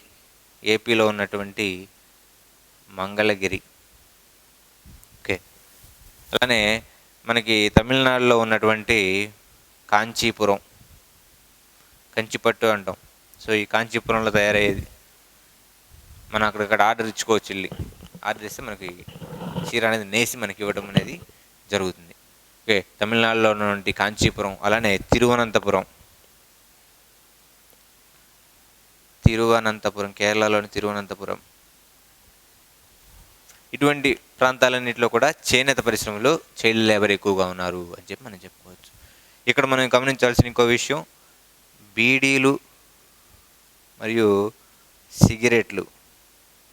ఈ బీడీలు మరియు సిగరెట్ పరిశ్రమల్లో బీడీ ఆకులు చుట్టడం కానీ ఇటువంటి విషయాలు మనం చూసినట్లయితే ఎక్కడ ఎక్కువగా ఉందంటే మన తెలంగాణ స్టేట్ ఇది మొదటి స్థానంలో ఉంది. అంటే చైల్డ్ లేబర్ విషయంలో ఎక్కువగా ఇందులో పనిచేస్తున్నారంటే బీడీ ఆకులు చుట్టడం, బీడీలు తయారు చేయడం, సిగరెట్ తయారు చేయడంలో వీళ్ళు పనిచేస్తున్నారు. సరదాగా అక్కడ పనిచేసే వాళ్ళకి అక్కడ అలవాట్లు అనేవి ఉంటాయి ఖచ్చితంగా. సో అందువల్ల కూడా ఈ బాల కార్మిక వ్యవస్థ అనేది చెడిపోతుందని చెప్పుకోవచ్చు. ఓకే, అలవాటు అనేది ఉండొచ్చు, కానీ అలవాటు వ్యసనంగా మారిందంటే అప్పుడు ఇబ్బంది పడతారు. ఓకే, బీడీల పరిశ్రమ, సిగరెట్ పరిశ్రమ చూసినట్లయితే తమిళనాడు, అలానే మన తెలంగాణ రాష్ట్రం మొట్టమొదటి ప్లేస్లో తెలంగాణ ఉంది, నెక్స్ట్ తమిళనాడు రాష్ట్రం ఉందని చెప్పి మనం చెప్పుకోవచ్చు. బీడీలు, అలానే సిగరెట్ పరిశ్రమ. నెక్స్ట్ తివాచీ పరిశ్రమ.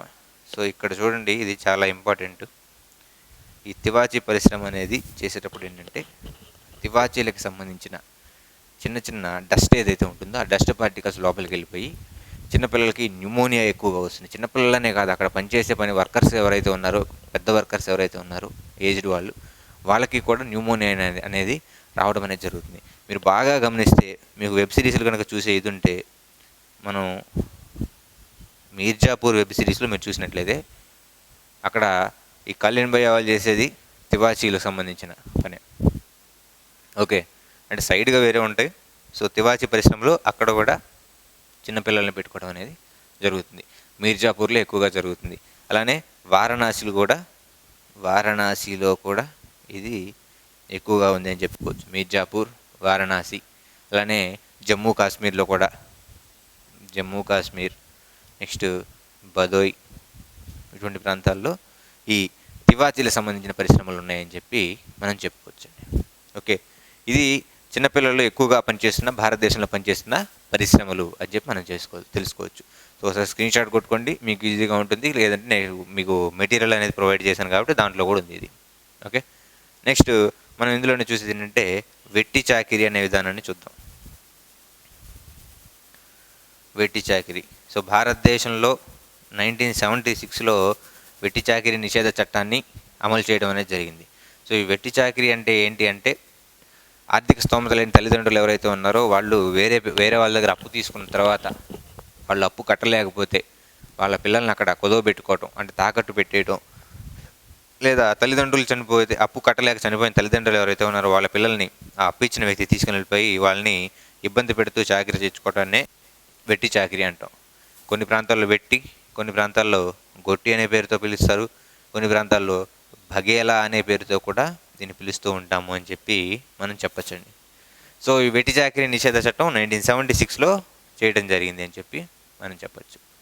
మరి బాల కార్మిక వ్యవస్థ గురించి మనం ఇంతసేపు మాట్లాడుకున్నాం. ఈ బాల కార్మిక వ్యవస్థ వల్ల సమాజంలో ఏర్పడే పర్యవసానాలు ఏంటి? పర్యవసానాలు అంటే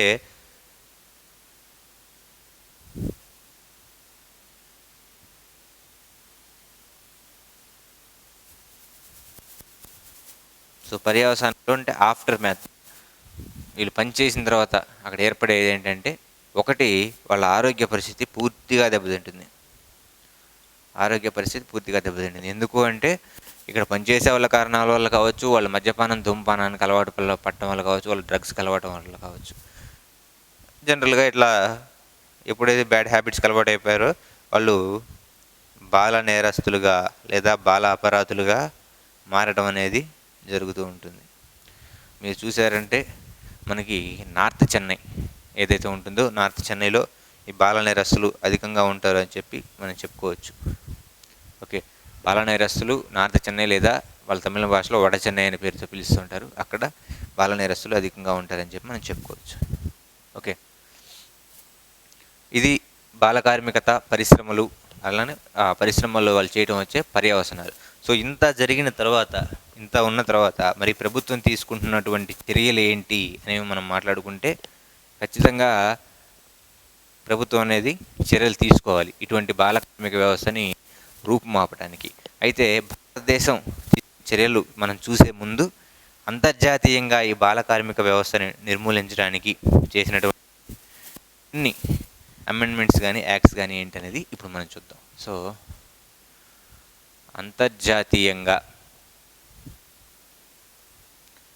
అంతర్జాతీయంగా బాల కార్మిక నిషేధం కోసం పనిచేస్తున్న సంస్థలు కానీ మనకు టక్కున గుర్తు రావాల్సింది యూనిసెఫ్ ఒకటి రావాలి. అయితే యూనిసెఫ్ కంటే ముందు ILO ఏర్పడింది 1919. సో అది ఏర్పడినప్పుడే బాల కార్మిక వ్యవస్థ లేబర్ యాక్ట్ ఏదైతే ఉంటుందో ఆ లేబర్ యాక్ట్ ప్రకారం బాల కార్మిక వ్యవస్థ ఉండకూడదు అని తీర్మానాన్ని వాళ్ళు తీసుకుని రావడం అనేది జరిగింది. అయితే 1924లో ఏర్పడినటువంటి నానాజాతి సమితి 1924లో నానాజాతి సమితి బాలల హక్కులకు సంబంధించి తీర్మానం అనేది చేయడం అనేది జరిగింది. 1924లో నానాజాతి సమితి బాలల హక్కుల తీర్మానం 1924లో చేయడం అనేది జరిగిందని మనం చెప్పుకోవచ్చు. అలానే 1946లో అంతర్జాతీయ బాలల నీతి ఏర్పడింది. 1946 అంతర్జాతీయ బాలల నిధి 1946లో అంతర్జాతీయ బాలల నిధి ఏర్పడిందని మనం చెప్పుకోవచ్చు. నెక్స్ట్ 1948 సంవత్సరంలో యునైటెడ్ నేషన్స్ ఆర్గనైజేషన్ UNO లేదా ఐక్యరాజ్య సమితి ఏదైతే ఉంటుందో ఈ ఐక్యరాజ్య సమితి వాళ్ళు ఏం చేశారంటే ఈ సంవత్సరంలో విశ్వ మానవ హక్కుల ప్రకటన చేశారు. విశ్వ మానవ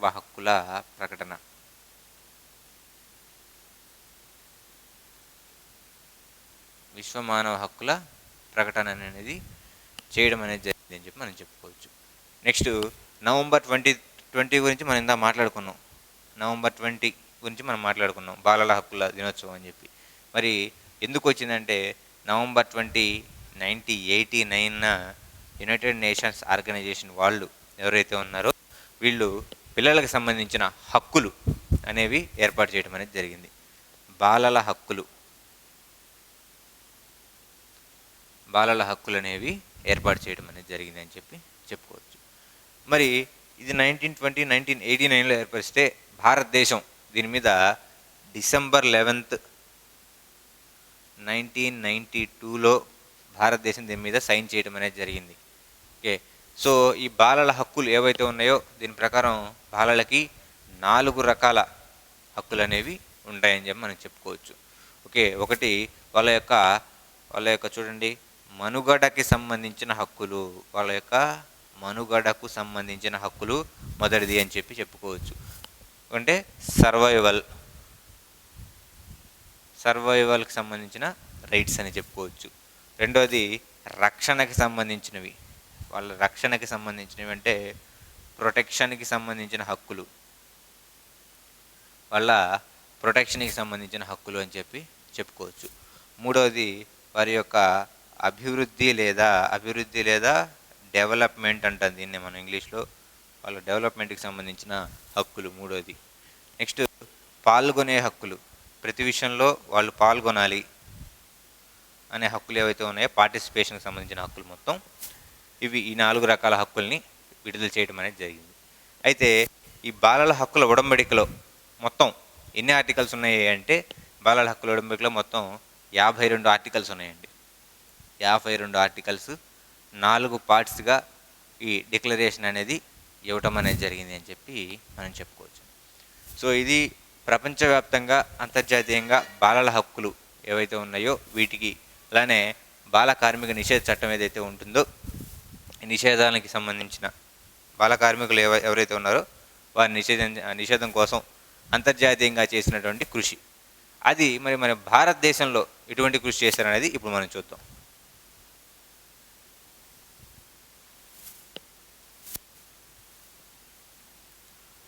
చూడండి, భారతదేశం లేదా భారత రాజ్యం బాల కార్మిక వ్యవస్థ మీద తీసుకున్నటువంటి చట్టాలేంటి, ఎటువంటి చట్టాలు అనేది తీసుకుందనేది చూస్తే 5 రకాలుగా మన దేశంలో చిన్నపిల్లల మీద జరుగుతున్నటువంటి దాడులు కానీ లేదా బాల కార్మిక వ్యవస్థ కానీ నిర్మూలించడానికి 5 రకాలుగా భారత ప్రభుత్వం ట్రై చేసిందని చెప్పుకోవచ్చు. మొట్టమొదటిగా చూసినట్లయితే రాజ్యాంగపర రక్షణ కల్పించడానికి ట్రై చేసింది. రాజ్యాంగపరమైన రక్షణ కల్పించడానికి ట్రై చేసింది అని చెప్పి చెప్పుకోవచ్చు. భారత రాజ్యాంగంలో ఉన్నటువంటి వివిధ రకాల ఆర్టికల్స్ ద్వారా వీళ్ళకి రక్షణ కల్పించడానికి ట్రై చేసిందని చెప్పి చెప్పుకోవచ్చు. నెక్స్ట్ రెండోది వచ్చేసరికి బాల కార్మిక నిషేధ చట్టాలు. బాల కార్మిక నిషేధ చట్టాలు. ఓకే, ఈ చట్టాల ద్వారా ఏ కంపెనీల్లో ఏ ఇన్స్టిట్యూట్స్లో బాల కార్మికులు పనిచేయకూడదు అనే విధంగా నిషేధ చట్టం అనేది ఏర్పాటు చేయడం అనేది జరిగింది అని మనం చెప్పుకోవచ్చు. ఓకే, బాల కార్మిక నిషేధ చట్టాలు. నెక్స్ట్ బాల కార్మికులు ఎవరైతే ఉన్నారో వాళ్ళకి సంబంధించిన సామాజిక అంటే బాలల సామాజిక మరియు బాల కార్మిక చట్టాలు. బాలల సామాజిక మరియు బాలల కార్మిక చట్టాలు ఏవైతే ఉన్నాయో ఇవి కూడా భారత ప్రభుత్వం తీసుకోవడం అనేది జరిగింది. మనం 5 రకాలుగా దీన్ని డివైడ్ చేసుకుంటే మనకి ఈజీగా ఉంటుంది. ఓకే, 5 రకాలుగా మనం వీటిని డివైడ్ చేసుకున్నామంటే మనకి చాలా ఈజీగా ఉంటుందని చెప్పి మనం చెప్పుకోవచ్చు. నెక్స్ట్ మనం ఇంతకుముందు లెసన్లో జేజే యాక్ట్ చూసాం. సో దానికి సంబంధించినటువంటి బాల కార్మిక నిరోధ మరియు పునరావాస కేంద్రాలు చూడండి. బాల కార్మిక నిరోధ మరియు పునరావాస కేంద్రాలు. బాల కార్మిక నిరోధ మరియు పునరావాస కేంద్రాలు. నెక్స్ట్ చట్టబద్ధ సంస్థలు.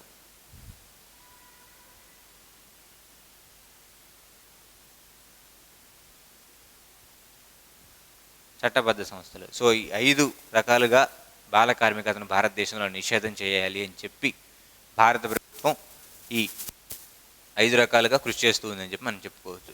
సో మొట్టమొదటిగా మనం చూసినట్లయితే రాజ్యాంగ పరంగా మనం చూసినట్లయితే ఆర్టికల్ 14 ఏదైతే ఉంటుందో చట్టం ముందు అందరూ సమానులుగా చూడాలి, అందరి వ్యక్తులకి సమానత్వం అనేది లభించాలి అని చెప్పి మనం చూసుకోవచ్చు. అలానే ఆర్టికల్ 15 ప్రకారం చూసుకుంటే బాలలపై వివక్ష అనేది ఉండకూడదు అని చెప్పి చెప్పచ్చు. అలానే ఆర్టికల్ 15(3) ప్రకారం చూసినట్లయితే మహిళలకు అలానే బాలలకు కొన్ని ప్రత్యేక సౌకర్యాలు, మహిళలకు అలానే బాలలకు సంబంధించినటువంటి కొన్ని ప్రత్యేక సౌకర్యాలు ఆర్టికల్ 15(3) ప్రకారం చూసినట్లయితే. అలానే ఆర్టికల్ 21 చూసినట్లయితే స్వేచ్ఛా హక్కు, స్వేచ్ఛగా భారతదేశంలో ఎక్కడైనా జీవించవచ్చు అనే హక్కు. ఆర్టికల్ 21(a) చూసినట్లయితే 6 నుంచి 14 సంవత్సరాల లోపు ఉన్న వాళ్ళకి ప్రాథమిక విద్య ఖచ్చితంగా అందాలి, నిర్బంధ ప్రాథమిక విద్య అనేది ఖచ్చితంగా అందాలి అనే హక్కు article 21(a). Okay, next article 23 చూసినట్లయితే చూడండి.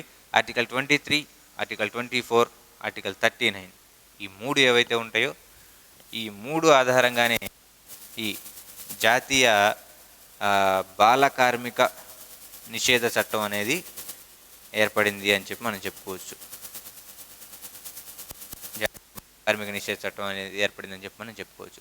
ఆర్టికల్ 23, 24 ఏంటి అంటే ఈ 2 మనం చూసినట్లయితే ఇది పీడనాన్ని నిరోధించే హక్కు కిందకు వస్తాయి. పీడనాన్ని నిరోధించే హక్కు కిందకు వస్తాయి ఇది. సో ఈ పీడనాన్ని నిరోధించే హక్కు అంటే ఆర్టికల్ 23 ప్రకారం అక్రమ రవాణా కానీ, దేవదాసి వ్యవస్థ కానీ, లేదంటే ఇంతకుముందు మనం చూసిన జోగిని వ్యవస్థ కానీ ఇవన్నీ చేయకూడదు. అలానే ఆర్టికల్ 24 ప్రకారం 14 సంవత్సరాల లోపు ఉన్న వాళ్ళ చేత ఎటువంటి పని అలానే వెట్టి చాకిరీ చేయించకూడదు, అది నిషేధం అని చెప్పి చెప్పడం అనేది జరిగింది. ఓకే, అనే ఆదేశిక సూత్రాల్లో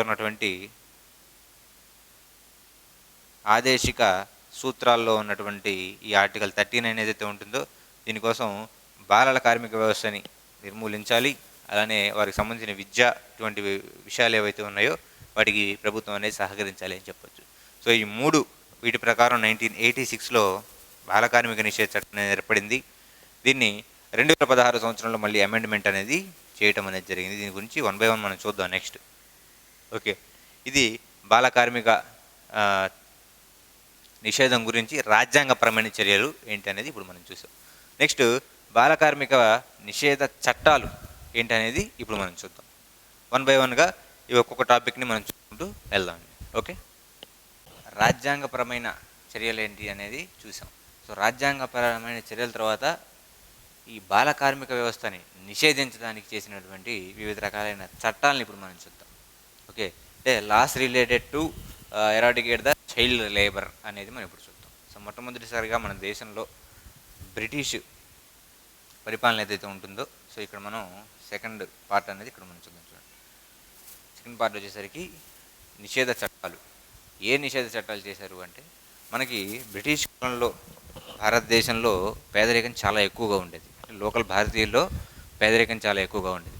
అందువల్ల ఆ కాలంలో ఈ బాల కార్మిక వ్యవస్థ అనేది ఎక్కువగా ఉంది అని చెప్పి మనం చెప్పుకోవచ్చు. అక్కడి నుంచి వచ్చిన ఆ బాల కార్మిక వ్యవస్థ అలా కంటిన్యూ అవుతూనే వచ్చింది. ఇది దేశం చేంజ్ అయిపోయి అది ఇండిపెండెన్స్ వచ్చినా కానీ, ఇంకా వివిధ రకాల పథకాలు ప్రవేశపెడుతున్నా కానీ, ఇంకా పేదరికంలో మగ్గుతూ ఈ విధంగా బాల కార్మిక వ్యవస్థ అనేది ఇంకా రన్ అవుతూనే ఉంది అని చెప్పి మనం చెప్పచ్చండి. ఓకే, అయితే ఈ బాల కార్మిక వ్యవస్థకు సంబంధించి అప్పుడు బ్రిటిష్ కాలంలో తీసుకున్న చట్టాల్లో ముఖ్యమైనది ద చిల్డ్రన్ యాక్ట్.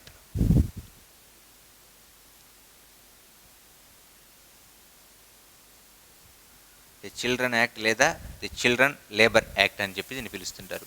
ఇది 1933లో దీన్ని చేయటం జరిగింది అని చెప్పి చెప్పవచ్చు. 1933లో ఈ యాక్ట్ అనేది చేశారు. రెండోది ఫ్యాక్టరీస్ యాక్ట్ లేదా దీన్నే ఫ్యాక్టరీల చట్టం లేదా కర్మాగారాల చట్టం అని పిలుస్తున్నాం తెలుగులో. 1948వ సంవత్సరంలో దీన్ని చేయడం జరిగింది అని చెప్పి చెప్పుకోవచ్చు. మూడవది అప్రెంటిస్ చట్టం.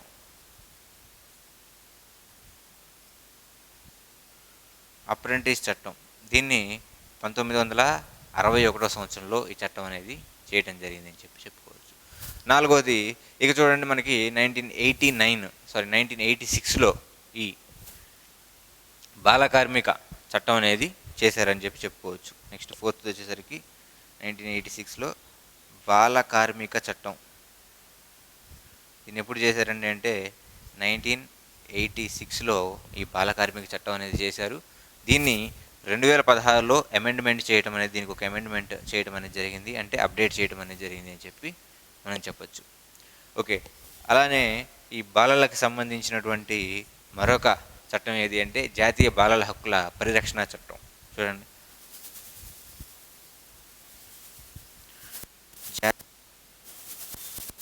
బాలల హక్కుల పరిరక్షణ చట్టం. ఇది 2005వ సంవత్సరంలో చేశారు. ఓకే, 2005వ సంవత్సరంలో చేశారు. నెక్స్ట్ మనం చూసుకున్నట్టయితే ఆర్టీఈ యాక్ట్ లేదా విద్యా యాక్ట్, జాతీయ విద్యా విధానం 2009వ సంవత్సరంలో చేయడం అనేది జరిగింది. అంటే ఎడ్యుకేషన్ యాక్ట్ ఇది. ఆర్టీఈ యాక్ట్లో 2009వ సంవత్సరంలో దీన్ని చేయడం అనేది జరిగిందని చెప్పుకోవచ్చు. సో ఇక్కడ వీటన్నిటిలో మనకి బాగా ఈ చాప్టర్కి సంబంధించి మనం చూడాల్సింది ఏంటంటే బాల కార్మిక చట్టం 1986లో చేశారు దీన్ని. ఓకే, ఇది భారత రాజ్యాంగంలో ఉన్న ఆర్టికల్ 23, ఆర్టికల్ 24, చూడండి ఇక్కడ మనం ఇందా మాట్లాడుకున్న ఆర్టికల్ 23, 24 ప్రకారం 1986లో దీన్ని చేయటం అనేది జరిగింది అని చెప్పి మనం చెప్పుకున్నాం. అలానే 23, 24 అలానే 39తో దీన్ని ఏర్పాటు చేయడం అనేది జరిగింది. దీన్ని 2016లో దీనికి అమెండ్మెంట్ అనేది ఏర్పాటు చేశారు. సో ఈ బాల కార్మిక చట్టాన్ని ఏర్పాటు చేయాలి అని చెప్పి ఏర్పరిచిన కమిటీ ఏది అంటే 1979లో ఏర్పాటు చేసిన కమిటీ గురుపాద కమిటీ. సో ఈ గురుపాద కమిటీ సూచనల మేరకు ఈ 1986లో బాల కార్మిక చట్టాన్ని రూపొందించడం అనేది జరిగింది. సో అప్పటి ప్రకారం 14 సంవత్సరాల లోపు వాళ్ళు బాలలు, 14 సంవత్సరాల లోపు ఉన్న వాళ్ళంతా బాలలు అని చెప్పి పరిగణించడం జరుగుతుంది ఆ 86 యొక్క చట్టం ప్రకారం.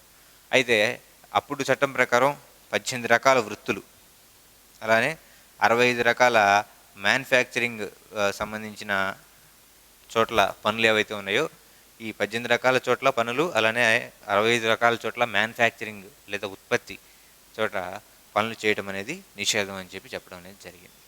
ఓకే, దీనికి సంబంధించి మళ్ళీ 2006వ సంవత్సరంలో దీనికి సంబంధించి మళ్ళీ ఒక సవరణ అనేది తీసుకొచ్చారు. ఏంటి అంటే షాపుల్లో కానీ, ఫ్యాన్సీ షాపుల్లో, అలానే రెస్టారెంట్లలో కానీ వీటన్నిటిలో చిన్నపిల్లల్ని లేదా మాల్స్లో కానీ చిన్నపిల్లల్ని ఇక్కడ పనికి అనేది పెట్టుకోకూడదు, అది కూడా బాల కార్మికత కిందకే వస్తుందని చెప్పి చెప్పడం అనేది జరిగింది. సో ఇలా గనక వాళ్ళు బాల కార్మికత లేదా చైల్డ్ లేబర్ని వాళ్ళు ప్రోత్సహిస్తూ ఉంటే గనక వాళ్ళకి 3 నెలల నుంచి 1 ఇయర్ వరకు జైలు శిక్ష అనేది విధించడం అనేది జరుగుతుంది. అలానే వాళ్ళకి 10 నుంచి 20,000 వరకు ఫైన్ అనేది విధించడం జరుగుతుందని చెప్పి 1986లో చేసినటువంటి బాల కార్మిక చట్టం చెప్తుంది అని మనం చెప్పచ్చు. ఓకే, సో దీనికి అమెండ్మెంట్ 2016లో తీసుకొచ్చారు.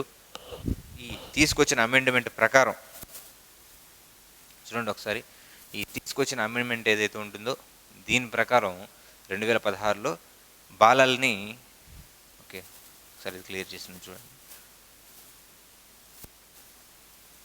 సో మనకి రాజ్యాంగపరమైనది అయిపోయింది. ఓకే, బాలల్ని 2 టైప్స్గా డివైడ్ చేశారు. వాళ్ళు 15 నుంచి 18 సంవత్సరాల లోపు వాళ్ళని కౌమార బాలలు లేదా అడాలసెంట్, అక్కడ కార్మికులు అయితేనే అడాలసెంట్ వర్కర్స్ అని కౌమార బాలలు అని చెప్పి పిలవడం అనేది జరిగింది, అడాలసెంట్ చైల్డ్స్ అని చెప్పి. అదే 14 సంవత్సరాల లోపు ఉన్న వాళ్ళని బాలలు అంటే చిల్డ్రన్ అనే పేరుతో పిలవడం అనేది జరిగింది. సో దీంట్లో ఇంతకుముందు సెక్షన్లో ఉన్నటువంటివన్నీ దీంట్లో ఉంటాయి. దాంతోపాటు ఎక్స్ట్రాగా దీంట్లో యాడ్ చేసింది ఏంటంటే, దీంట్లో ఉన్న సెక్షన్ 3 ప్రకారం, ఓకే సెక్షన్ 3 ప్రకారం కొన్ని ఇవ్వడం అనేది జరిగింది. దాంట్లో ఏంటంటే ఆర్ట్స్ అంటే కళారంగం ఏదైతే ఉంటుందో ఆ కళారంగం, టీవీ సీరియల్స్ కానీ అలానే మూవీస్లో కానీ ఇటువంటి వాటిల్లో పనిచేసే ఆర్టిస్టులు ఎవరైతే ఉన్నారో, అంటే చైల్డ్ ఆర్టిస్టులు ఎవరైతే ఉన్నారో వీళ్ళు బాల కార్మికుల కిందకి రారు. ఓకే, వాళ్ళు ఎలా వస్తారు అంటే వాళ్ళ చదువుకు భంగం కలిగించి ఈ టీవీ సీరియల్స్ కానీ ఈ మూవీస్ కానీ వాళ్ళ చేత యాక్ట్ చేస్తుంటే అప్పుడు వాళ్ళు బాల కార్మికుల కిందకు వస్తారు. కానీ వాళ్ళంతటా వాళ్ళు సెలవు రోజుల్లో చదువు భంగం కలగకుండా టీవీ సీరియల్స్లో కానీ ఆర్ట్స్లో కానీ వాళ్ళు ఇన్వాల్వ్ అవుతూ ఉంటే అప్పుడు వాళ్ళు బాల కార్మికుల పరిధిలోకి రారు అని చెప్పి చెప్పడం అనేది జరిగింది. అలానే దీంట్లోనే సెక్షన్ 3A ప్రకారం చూడండి, సెక్షన్ 3A ప్రకారం గనులు అలానే ప్రేలుడు పదార్థాలు, మనం ఇందాక మాట్లాడుకున్న శివకాశి టపాసుల పరిశ్రమ అది. సో గనులు అట్లాంటి పేలుడు పదార్థాలు ఏవైతే ఉన్నాయో ఆ ప్రాంతాల్లో పనులు అనేది నిషేధం. గనుడు అలానే ప్రేలుడు పదార్థాలు అటువంటి ప్రాంతాల్లో పనులు అనేది నిషేధం అని చెప్పచ్చు. ఓకే, అలానే వీటన్నిటి మీద ఈ బాల కార్మిక చట్టం మీద కేంద్రం ఒక టెక్నికల్ అడ్వైజరీని ఏర్పరుస్తుంది, టెక్నికల్ అడ్వైజరీ. అలానే ఇది జిల్లాకు సంబంధించి జిల్లా మ్యాజిస్ట్రేట్ వాళ్ళు దీన్ని పరిరక్షిస్తూ ఉంటారు. జిల్లాకు సంబంధించి జిల్లా మ్యాజిస్ట్రేట్ వాళ్ళు కూడా వీళ్ళు పరిరక్షిస్తూ ఉంటారు. నెక్స్ట్ ఇంకో పాయింట్ మనం ఇక్కడ గమనించినట్లయితే, వర్క్ అనేది ఒకవేళ బాల కార్మికులు ఎవరైతే ఉన్నారో వాళ్ళు 7 లోపే వర్క్ అనేది కంప్లీట్ చేసుకోవాలి. ఓకే, ఏది 15 to 18 ఇయర్స్ ఉన్నవాళ్ళు 7 లోపు కంప్లీట్ చేసుకోవాలి. 8 లోపు కనుక వర్క్ అనేది చేయిస్తే వాళ్ళ మీద మళ్ళీ ఈ కేసు అనేది పెట్టేసి దానికి శిక్ష అనేది ఉంటుందని చెప్పడం అనేది జరిగింది. సో ఇది మనకి సెకండ్ పార్ట్లో ఉన్న నిషేధ చట్టాలు, ఇవన్నీ బాల కార్మిక నిషేధ చట్టాలు అని చెప్పి మనం చెప్పుకోవచ్చు. ఓకే, అయితే బాల కార్మిక నిషేధ చట్టాల గురించి మనం మాట్లాడుకున్నాం. మరి ఇప్పుడు బాలల యొక్క సామాజిక విధి విధానాలు అలానే బాల కార్మిక చట్టాలు భారతదేశం ఎటువంటివి చేసింది అంటే పాలసీస్ ఏంటి అనేది మనం ఇప్పుడు చూద్దాం. సో సెకండ్ పార్ట్ కూడా మనకు అయిపోయిందండి. ఓకే, సామాజిక మరియు బాల కార్మిక చట్టాలు. సో మొట్టమొదటిగా మనం చూసుకున్నట్లయితే మొదటి బాలల విధానం అంటే ఫస్ట్ నేషనల్ చైల్డ్ పాలసీ. ఈ పాలసీస్ అనేవి నెక్స్ట్ లెసన్లో మనం చూస్తాం. అంటే థర్డ్ మాడ్యూల్లో ఫస్ట్ లెసన్ అయినటువంటి లెసన్లో మనం పాలసీస్ అంటే ఏంటి, గవర్నమెంట్ పాలసీస్ అంటే ఏంటి, వెల్ఫేర్ స్కీమ్స్ ఎలా ఏర్పాటు చేస్తుంది మనం చూస్తాం. సో మొదటి విధానం వచ్చేసరికి 1974లో ఏర్పాటు చేయడం అనేది జరిగింది. నెక్స్ట్ దీన్ని సవరించారు. ఎప్పుడు సవరించారు అంటే 2013లో దీనికి అమెండ్మెంట్ చేసి మళ్ళీ బాలల విధానాన్ని జాతీయ బాలల విధానం, నూతన జాతీయ బాలల విధానంగా దీని పేరు పెట్టడం అనేది జరిగింది. అలానే ఇక్కడ మనం చూసుకున్నట్లయితే 1979 సంవత్సరాన్ని అంతర్జాతీయ బాలల దినోత్సవం అంతర్జాతీయ బాలల సంవత్సరంగా పరిగణించడం జరిగింది. మనం ఇందా చూసాం 2021ని అంతర్జాతీయ బాల కార్మిక విరోధ దినోత్సవంగా చూసాం. ఇప్పుడు 1979ని అంతర్జాతీయ అంతర్జాతీయ బాలల సంవత్సరంగా పరిగణించడం అనేది జరుగుతుంది. ఇది కూడా అంతర్జాతీయ బాల కార్మిక సంవత్సరంగా దీన్ని పరిగణించడం అనేది జరిగిందని మనం చెప్పుకోవచ్చండి. ఓకే, నెక్స్ట్ ఇందులోనే మనం చూసినట్లయితే మొట్టమొదటి జాతీయ పోషణ చూడండి, అంటే న్యూట్రిషన్ పాలసీ అంటాం. సో మొట్టమొదటి నేషనల్ న్యూట్రిషన్ పాలసీ అనేది ఎప్పుడు జరిగింది అంటే 1993లో ఈ నేషనల్ న్యూట్రిషన్ పాలసీ అనేది ఫస్ట్ టైం ప్రవేశపెట్టారు. దీన్ని 2013లో మళ్ళీ దీన్ని అమెండ్మెంట్ చేయడం అనేది జరిగింది అని చెప్పి మనం చెప్పుకోవచ్చు 2013లో. ఓకే, నెక్స్ట్ చిన్నపిల్లలకు సంబంధించినటువంటి నేషనల్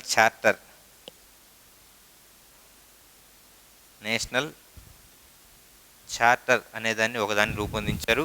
ఇది 2003 సంవత్సరంలో ఈ నేషనల్ చార్టర్ని రూపొందించడం అనేది జరిగిందని మనం చెప్పుకోవచ్చు. ఓకే, 2003 సంవత్సరంలో నేషనల్ చార్టర్ని ఏర్పాటు చేశారు. నెక్స్ట్ జాతీయ నూతన విద్యా విధానం.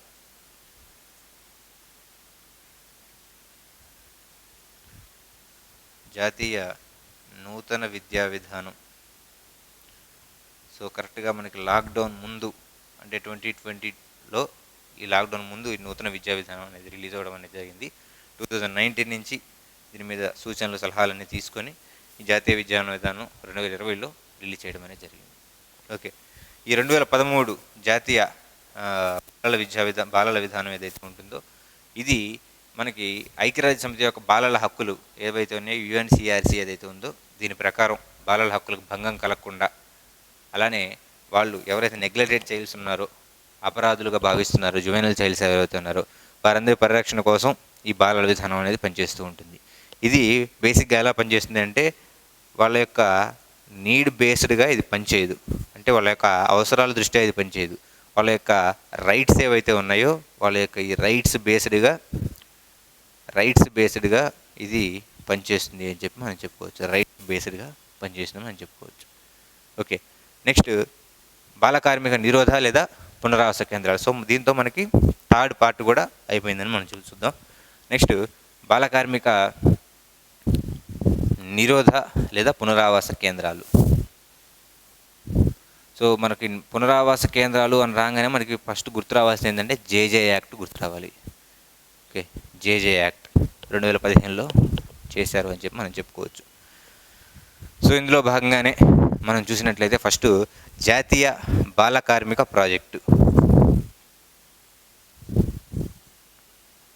జాతీయ బాల కార్మిక ప్రాజెక్ట్.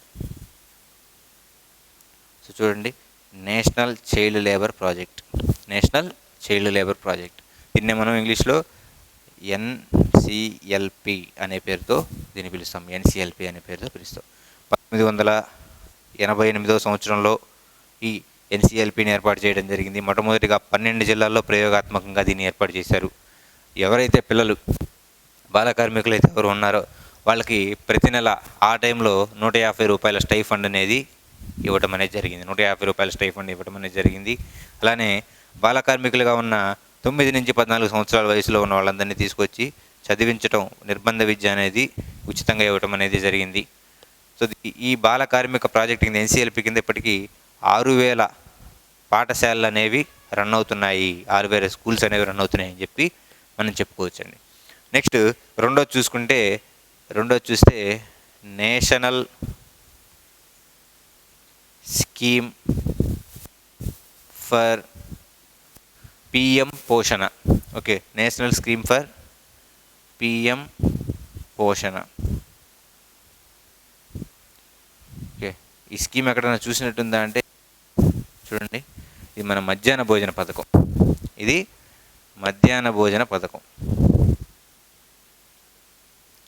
ఈ మధ్యాహ్న భోజన పథకం ఏదైతే ఉంటుందో ఈ పథకాన్ని, ఈ నేషనల్ స్కీమ్స్ దీన్ని 29 సెప్టెంబర్ 2021 కేంద్రం అనేది స్టార్ట్ చేయడం అనేది జరిగింది.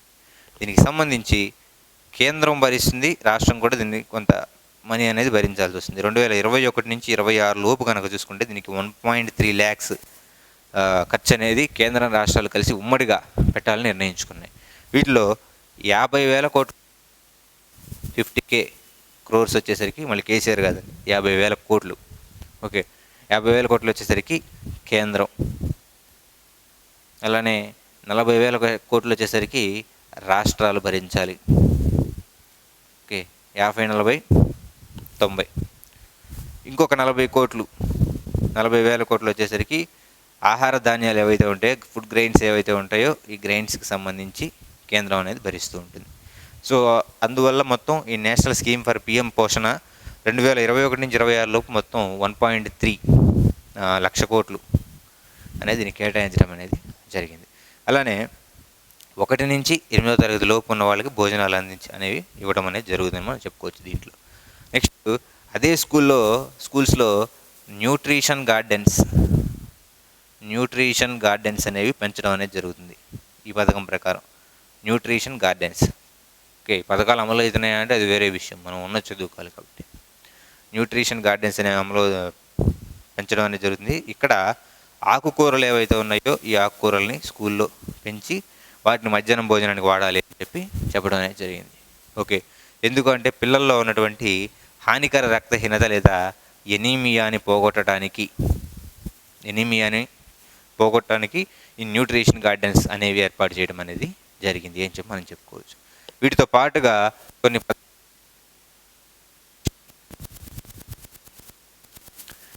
విద్యా దీవెన,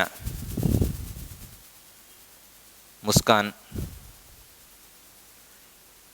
ఇటువంటి పథకాలు ఏవైతే ఉన్నాయో ఈ పథకాలన్నీ కూడా వీటితో పాటుగా పనిచేస్తూ ఉన్నాయని చెప్పి చెప్పుకోవచ్చు.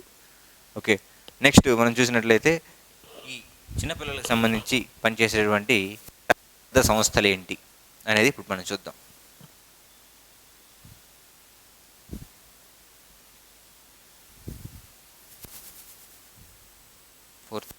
చట్టబద్ధ సంస్థలు కనుక మనం చూసినట్లయితే ఇక్కడ మనకి 4 రకాల చట్టబద్ధ సంస్థలనే మనం చూస్తాం.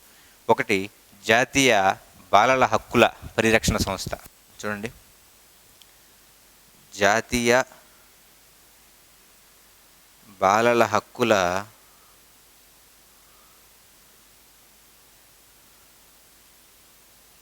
పరిరక్షణ సంస్థ. ఓకే, నెక్స్ట్ రెండోది చూసినట్టయితే జువెనల్ జస్టిస్ బోర్డు, జేజే బోర్డు అంటాం. మనం జేజే యాక్ట్ మనం ఆల్రెడీ చూసాం. ఓకే, ఇవన్నీ చిన్నపిల్లల యొక్క బాల కార్మికుల యొక్క పునరావాస కేంద్రాలు అవిగా పనిచేస్తూ ఉంటాయి. నెక్స్ట్, చైల్డ్ వెల్ఫేర్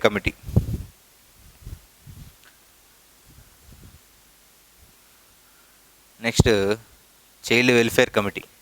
తర్వాత సెంట్రల్ అడాప్షన్ అథారిటీ ఏదైతే ఉంటుందో, సెంట్రల్ అడాప్షన్ అథారిటీ కూడా ఇవన్నీ బాలలకు సంబంధించి పనిచేస్తూ ఉంటాయని చెప్పి మనం చెప్పుకోవచ్చండి. ఓకే, ఇది ఈ లెసన్లో ఉన్నటువంటి మెయిన్ టాపిక్ అయినటువంటి చట్టబద్ధ సంస్థలు, అంటే బాల కార్మిక నిషేధానికి సంబంధించి పనిచేస్తున్నటువంటి సంస్థలు అని చెప్పి మనం చెప్పుకోవచ్చు. నెక్స్ట్, వీటికి సంబంధించిన ముఖ్యమైన తీర్పులు ఏంటి, తర్వాత ఎవరెవరు వీటి మీద ఎన్జిఓలుగా పనిచేస్తున్నారనేది మనం చూద్దాం. అందులో నెక్స్ట్ టాపిక్ అయినటువంటి బాలలకి సంబంధించి, బాల కార్మికతకు సంబంధించి కొన్ని ప్రత్యేకమైన కేసు ఒకటి ఉంది. దానికి సంబంధించిన విషయాన్ని చూద్దాం. అదే MC Mehta versus state of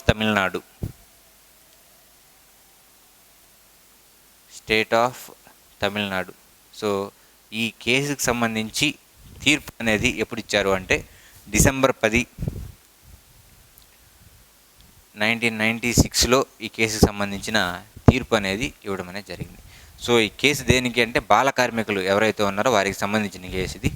బాల కార్మికులకు సంబంధించిన అపరాధులు ఎవరైతే ఉంటారో, వాళ్ళని పట్టుకున్న వాళ్ళు ఎవరైతే ఉంటారో వాళ్ళకి 20,000 అపరాధ రుసుము అనేది విధించాలని చెప్పింది. 20,000 అపరాధ రుసుము అనేది విధించాలి.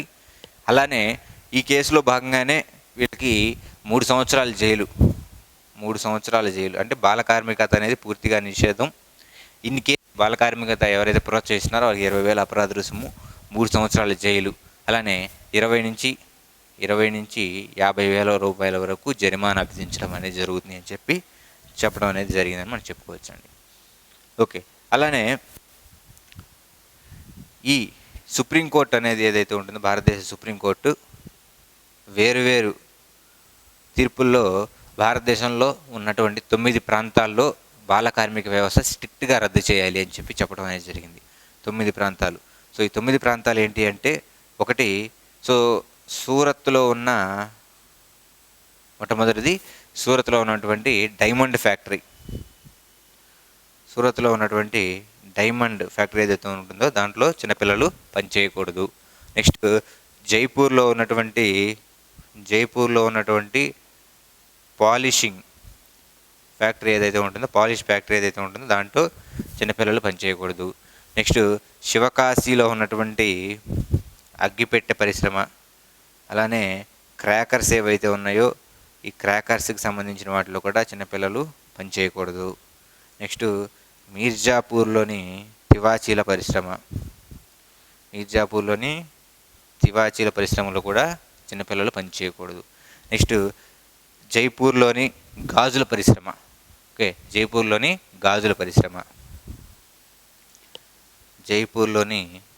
గాజుల పరిశ్రమ, అలానే అలీఘర్లోని తాళాల పరిశ్రమ, అలీఘర్లో ఉన్న తాళాల పరిశ్రమ. నెక్స్ట్ ఏపీలో ఉన్నటువంటి మార్కాపురంలో ఉన్నటువంటి మార్కాపురం పలకల పరిశ్రమ, మార్కాపురంలో ఉన్నటువంటి పలకల పరిశ్రమ. ఇదే మాండసోర్లో ఉన్నటువంటి పలకల పరిశ్రమ. నెక్స్ట్ మాండసోర్లోని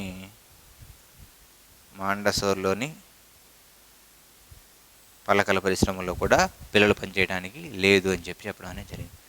నెక్స్ట్ 9వ చూసుకున్నట్లయితే మొరాదాబాద్, యూపీలో ఉన్నటువంటి మొరాదాబాద్ ఏదైతే ఉంటుందో ఈ మొరాదాబాద్లోని ఉన్నటువంటి బ్రాంజ్ ఫ్యాక్టరీలో కూడా చిన్నపిల్లలు పనిచేయకూడదు. ఈ 9 ప్రాంతాల్లో స్ట్రిక్ట్గా పనిచేయకూడదు అని చెప్పడం అనేది జరిగింది. ఓకే, అయితే ఈ చిన్నపిల్లల గురించి మనం మాట్లాడుకున్నాం. వీళ్ళకి ఎక్కువగా ఈ బాల కార్మికులు బెలూన్ పరిశ్రమలో చేస్తే న్యూమోనియా వ్యాధి వస్తుంది. బెలూన్ పరిశ్రమలో చేస్తే న్యూమోనియా వ్యాధి, అలానే గనుల్లో చేస్తే సిలికోసిస్ వ్యాధి అనేది సంభవిస్తూ ఉంటుంది. గనుల్లో పనిచేస్తే వీళ్ళకి సిలికోసిస్ వ్యాధి అనేది సంభవిస్తూ ఉంటుందని మనం చెప్పుకోవచ్చు. అలానే సేమ్ గనులు, అలానే గ్లాస్ పరిశ్రమల్లో కూడా ఈ సిలికోసిస్ వ్యాధి అనేది సంభవిస్తూ ఉంటుంది. నెక్స్ట్ వీరికి బీడీ లేదా సిగరెట్ పరిశ్రమలు ఏవైతే ఉన్నాయో ఆ బీడీ లేదా సిగరెట్ పరిశ్రమల్లో పనిచేస్తే, బీడీ ఆకులు చుట్టం కానీ సిగరెట్ పరిశ్రమలో పనిచేస్తే ఆస్తమా వ్యాధి అనేది సంభవిస్తుంటుంది. తర్వాత దీనికి నికోటిన్ ఏదైతే ఉంటుందో ఆ నికోటిన్ అనే పదార్థం వల్ల వీరికి ఇంకా వ్యాధులు అనేది సంభవించే అవకాశం అనేది ఉంది అని మనం చెప్పుకోవచ్చు. ఓకే, అయితే ఇప్పటి వరకు బాల కార్మిక వ్యవస్థ గురించి మొత్తం చూసాం. సో దీనికి సంబంధించి మరి గవర్నమెంట్ సహకారం చేస్తుంది. మరి వాలంటీర్గా ఎవరైనా వచ్చారంటే మనం ఇక్కడ మాట్లాడుకోవాల్సిన పేరు ఒకటి ఉంది, అది కైలాష్ సత్యర్థి.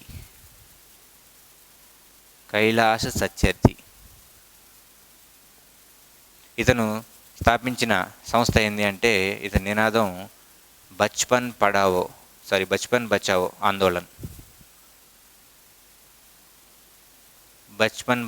ఆందోళన్ ద్వారా బాల కార్మిక వ్యవస్థని, బాలల హక్కుల్ని ఇతను ప్రొటెక్షన్ చేయడం అనేది జరుగుతుంది. ఇతనికి 2014వ సంవత్సరంలో నోబెల్ శాంతి బహుమతి లభించింది. ఇతనికి లభించింది 2014వ సంవత్సరంలో నోబెల్ శాంతి బహుమతి లభించింది 2014వ సంవత్సరంలో. మరి ఇంతకుముందు నోబెల్ శాంతి బహుమతి భారతదేశం నుంచి పొందిన వాళ్ళు ఎవరయ్యా అంటే మదర్ తెరీసా ఇంతకుముందు నోబెల్ శాంతి బహుమతి భారతదేశం నుంచి పొందిన వ్యక్తి. మదర్ తెరీసా తర్వాత భారతదేశం నుంచి నోబెల్ శాంతి బహుమతి పొందిన వ్యక్తి ఎవరయ్యా అంటే కైలాష్ సత్యర్థి అని చెప్పుకోవచ్చు. ఇతను మధ్యప్రదేశ్లోని విదిశా అనే గ్రామంలో, అనే సిటీలో ఇతను జన్మించడం అనేది జరిగింది 1950s around. Okay, Bachpan Bachao ఆందోళనలో ఇతను వర్క్ చేయడం అనేది జరుగుతుంది. చిన్నపిల్లల యొక్క హక్కుల గురించి ఇతను వర్క్ చేయడం అనేది జరుగుతుంది. అలానే మన ఫుడ్కి సంబంధించి అగ్మార్క్ క్వాలిటీ చిహ్నం అనేది చిహ్నంగా వాడుకుంటాం. ఇతను చిన్నపిల్లల విషయంలో రగ్మార్క్ అనే విషయాన్ని తీసుకొని రావడం అనేది జరిగింది అని చెప్పి మనం చెప్పుకోవచ్చు. రగ్మార్క్. ఓకే. మరి ఇదే 2014 సంవత్సరంలో ఇతనితో పాటు నోబెల్ శాంతి బహుమతి కలిసి పంచుకున్నటువంటి వ్యక్తి ఎవరు అంటే మలాలా యూసఫ్జాయ్. మలాలా యూసఫ్జాయ్. ఈవిడ వాళ్ళ దేశంలో జరుగుతున్నటువంటి తీవ్రవాదం ఏదైతే ఉంటుందో, ఆడపిల్లల్ని స్కూల్కి పంపించకుండా తీవ్రవాదులు ఎవరైతే ఉన్నారో వాళ్ళు ఇబ్బంది పెడుతుంటే వాళ్ళకి ఎదురు తిరిగింది. ఈవిడ్ని తీవ్రవాదులు కాల్చివేయడం కూడా జరిగింది. ఆ విషయంలో ఈమెకి నోబెల్ శాంతి బహుమతి అనేది ఇవ్వటం అనేది జరిగింది. ఓకే. 2014 సంవత్సరంలోనే ఈవిడికి నోబెల్ శాంతి బహుమతి ఇవ్వటం అనేది జరిగింది. ఓకే. తర్వాత ఆడపిల్లల చదువుకు సంబంధించి ఈవిడ క్యాంపెయిన్స్ అనేవి నిర్వహిస్తూ ఉంది అని చెప్పుకోవచ్చు, ఆడపిల్లల చదువుకు సంబంధించి.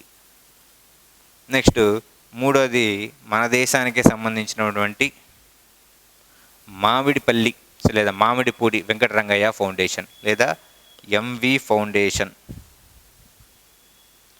ఈ ఫౌండేషన్ని స్థాపించింది ఎవరు అంటే హైదరాబాద్ సెంట్రల్ యూనివర్సిటీ ప్రొఫెసర్ అయినటువంటి Shanti Sinha. Hyderabad central university professor అయినటువంటి శాంతి సిన్హా గారు దీన్ని స్థాపించడం అనేది జరిగింది. సో చిన్నపిల్లల యొక్క చైల్డ్ వెల్ఫేర్ ఏదైతే ఉంటుందో దానికోసం వీళ్ళు నిరంతరంగా పాటుపడుతూ ఉన్నారు అని చెప్పి మనం చెప్పుకోవచ్చు. ఈవిడ ఫస్ట్ భారత చైల్డ్ వెల్ఫేర్ ఆర్గనైజేషన్ ఏదైతే ఉంటుందో ఈ చైల్డ్ వెల్ఫేర్ కమిటీ యొక్క మొట్టమొదటి చైర్మన్గా ఈ శాంతి సిన్హా గారు వర్క్ చేశారు. అలానే ఈవిడికి బాలల యొక్క అంటే బాల కార్మిక వ్యవస్థ నిషేధానికి కానీ బాల యొక్క కార్యక్రమాలకి ఈమె పడుతున్న కృషికి 1998లో పద్మశ్రీ అవార్డు అనేది ఇచ్చారు. అలానే 2003 సంవత్సరంలో ఫిలిప్పీన్స్ గవర్నమెంట్, మోస్ట్ ఇంపార్టెంట్ ఇది, ఫిలిప్పీన్స్ గవర్నమెంట్ ఇచ్చేటువంటి రామన్ మెగాసెసే అవార్డుని కూడా ఇవికి బహుకరించడం అనేది జరిగింది అని చెప్పుకోవచ్చు. ఎవరికయ్యా అంటే శాంతి సిన్హా గారికి. సో ఇది మనకి బాల కార్మికత అనే లెసన్ గురించి. సో ఈ లెసన్లో 1 by 1గా మనం ప్రతి టాపిక్ని డిస్కస్ చేసుకుంటూ వచ్చాం. నెక్స్ట్ మనం యువకులు లేదా యువతకు సంబంధించి అశాంతి ఆందోళనలు అనే లెసన్లో కలుసుకుందాం. సో ఈ లెసన్లో ఓవరాల్గా మనం గమనించిన టాపిక్స్ అన్ని చూడండి. మీరు ఇప్పటికీ టెస్ట్ సిరీస్ తీసుకోకపోతే ఒకసారి పర్చేజ్ చేయండి, ఎందుకంటే ఎగ్జామ్ అనేది చాలా తక్కువ డేట్స్లో ఉంది కాబట్టి ఆలోచించుకోండి. ఓకేనండి. Thank you.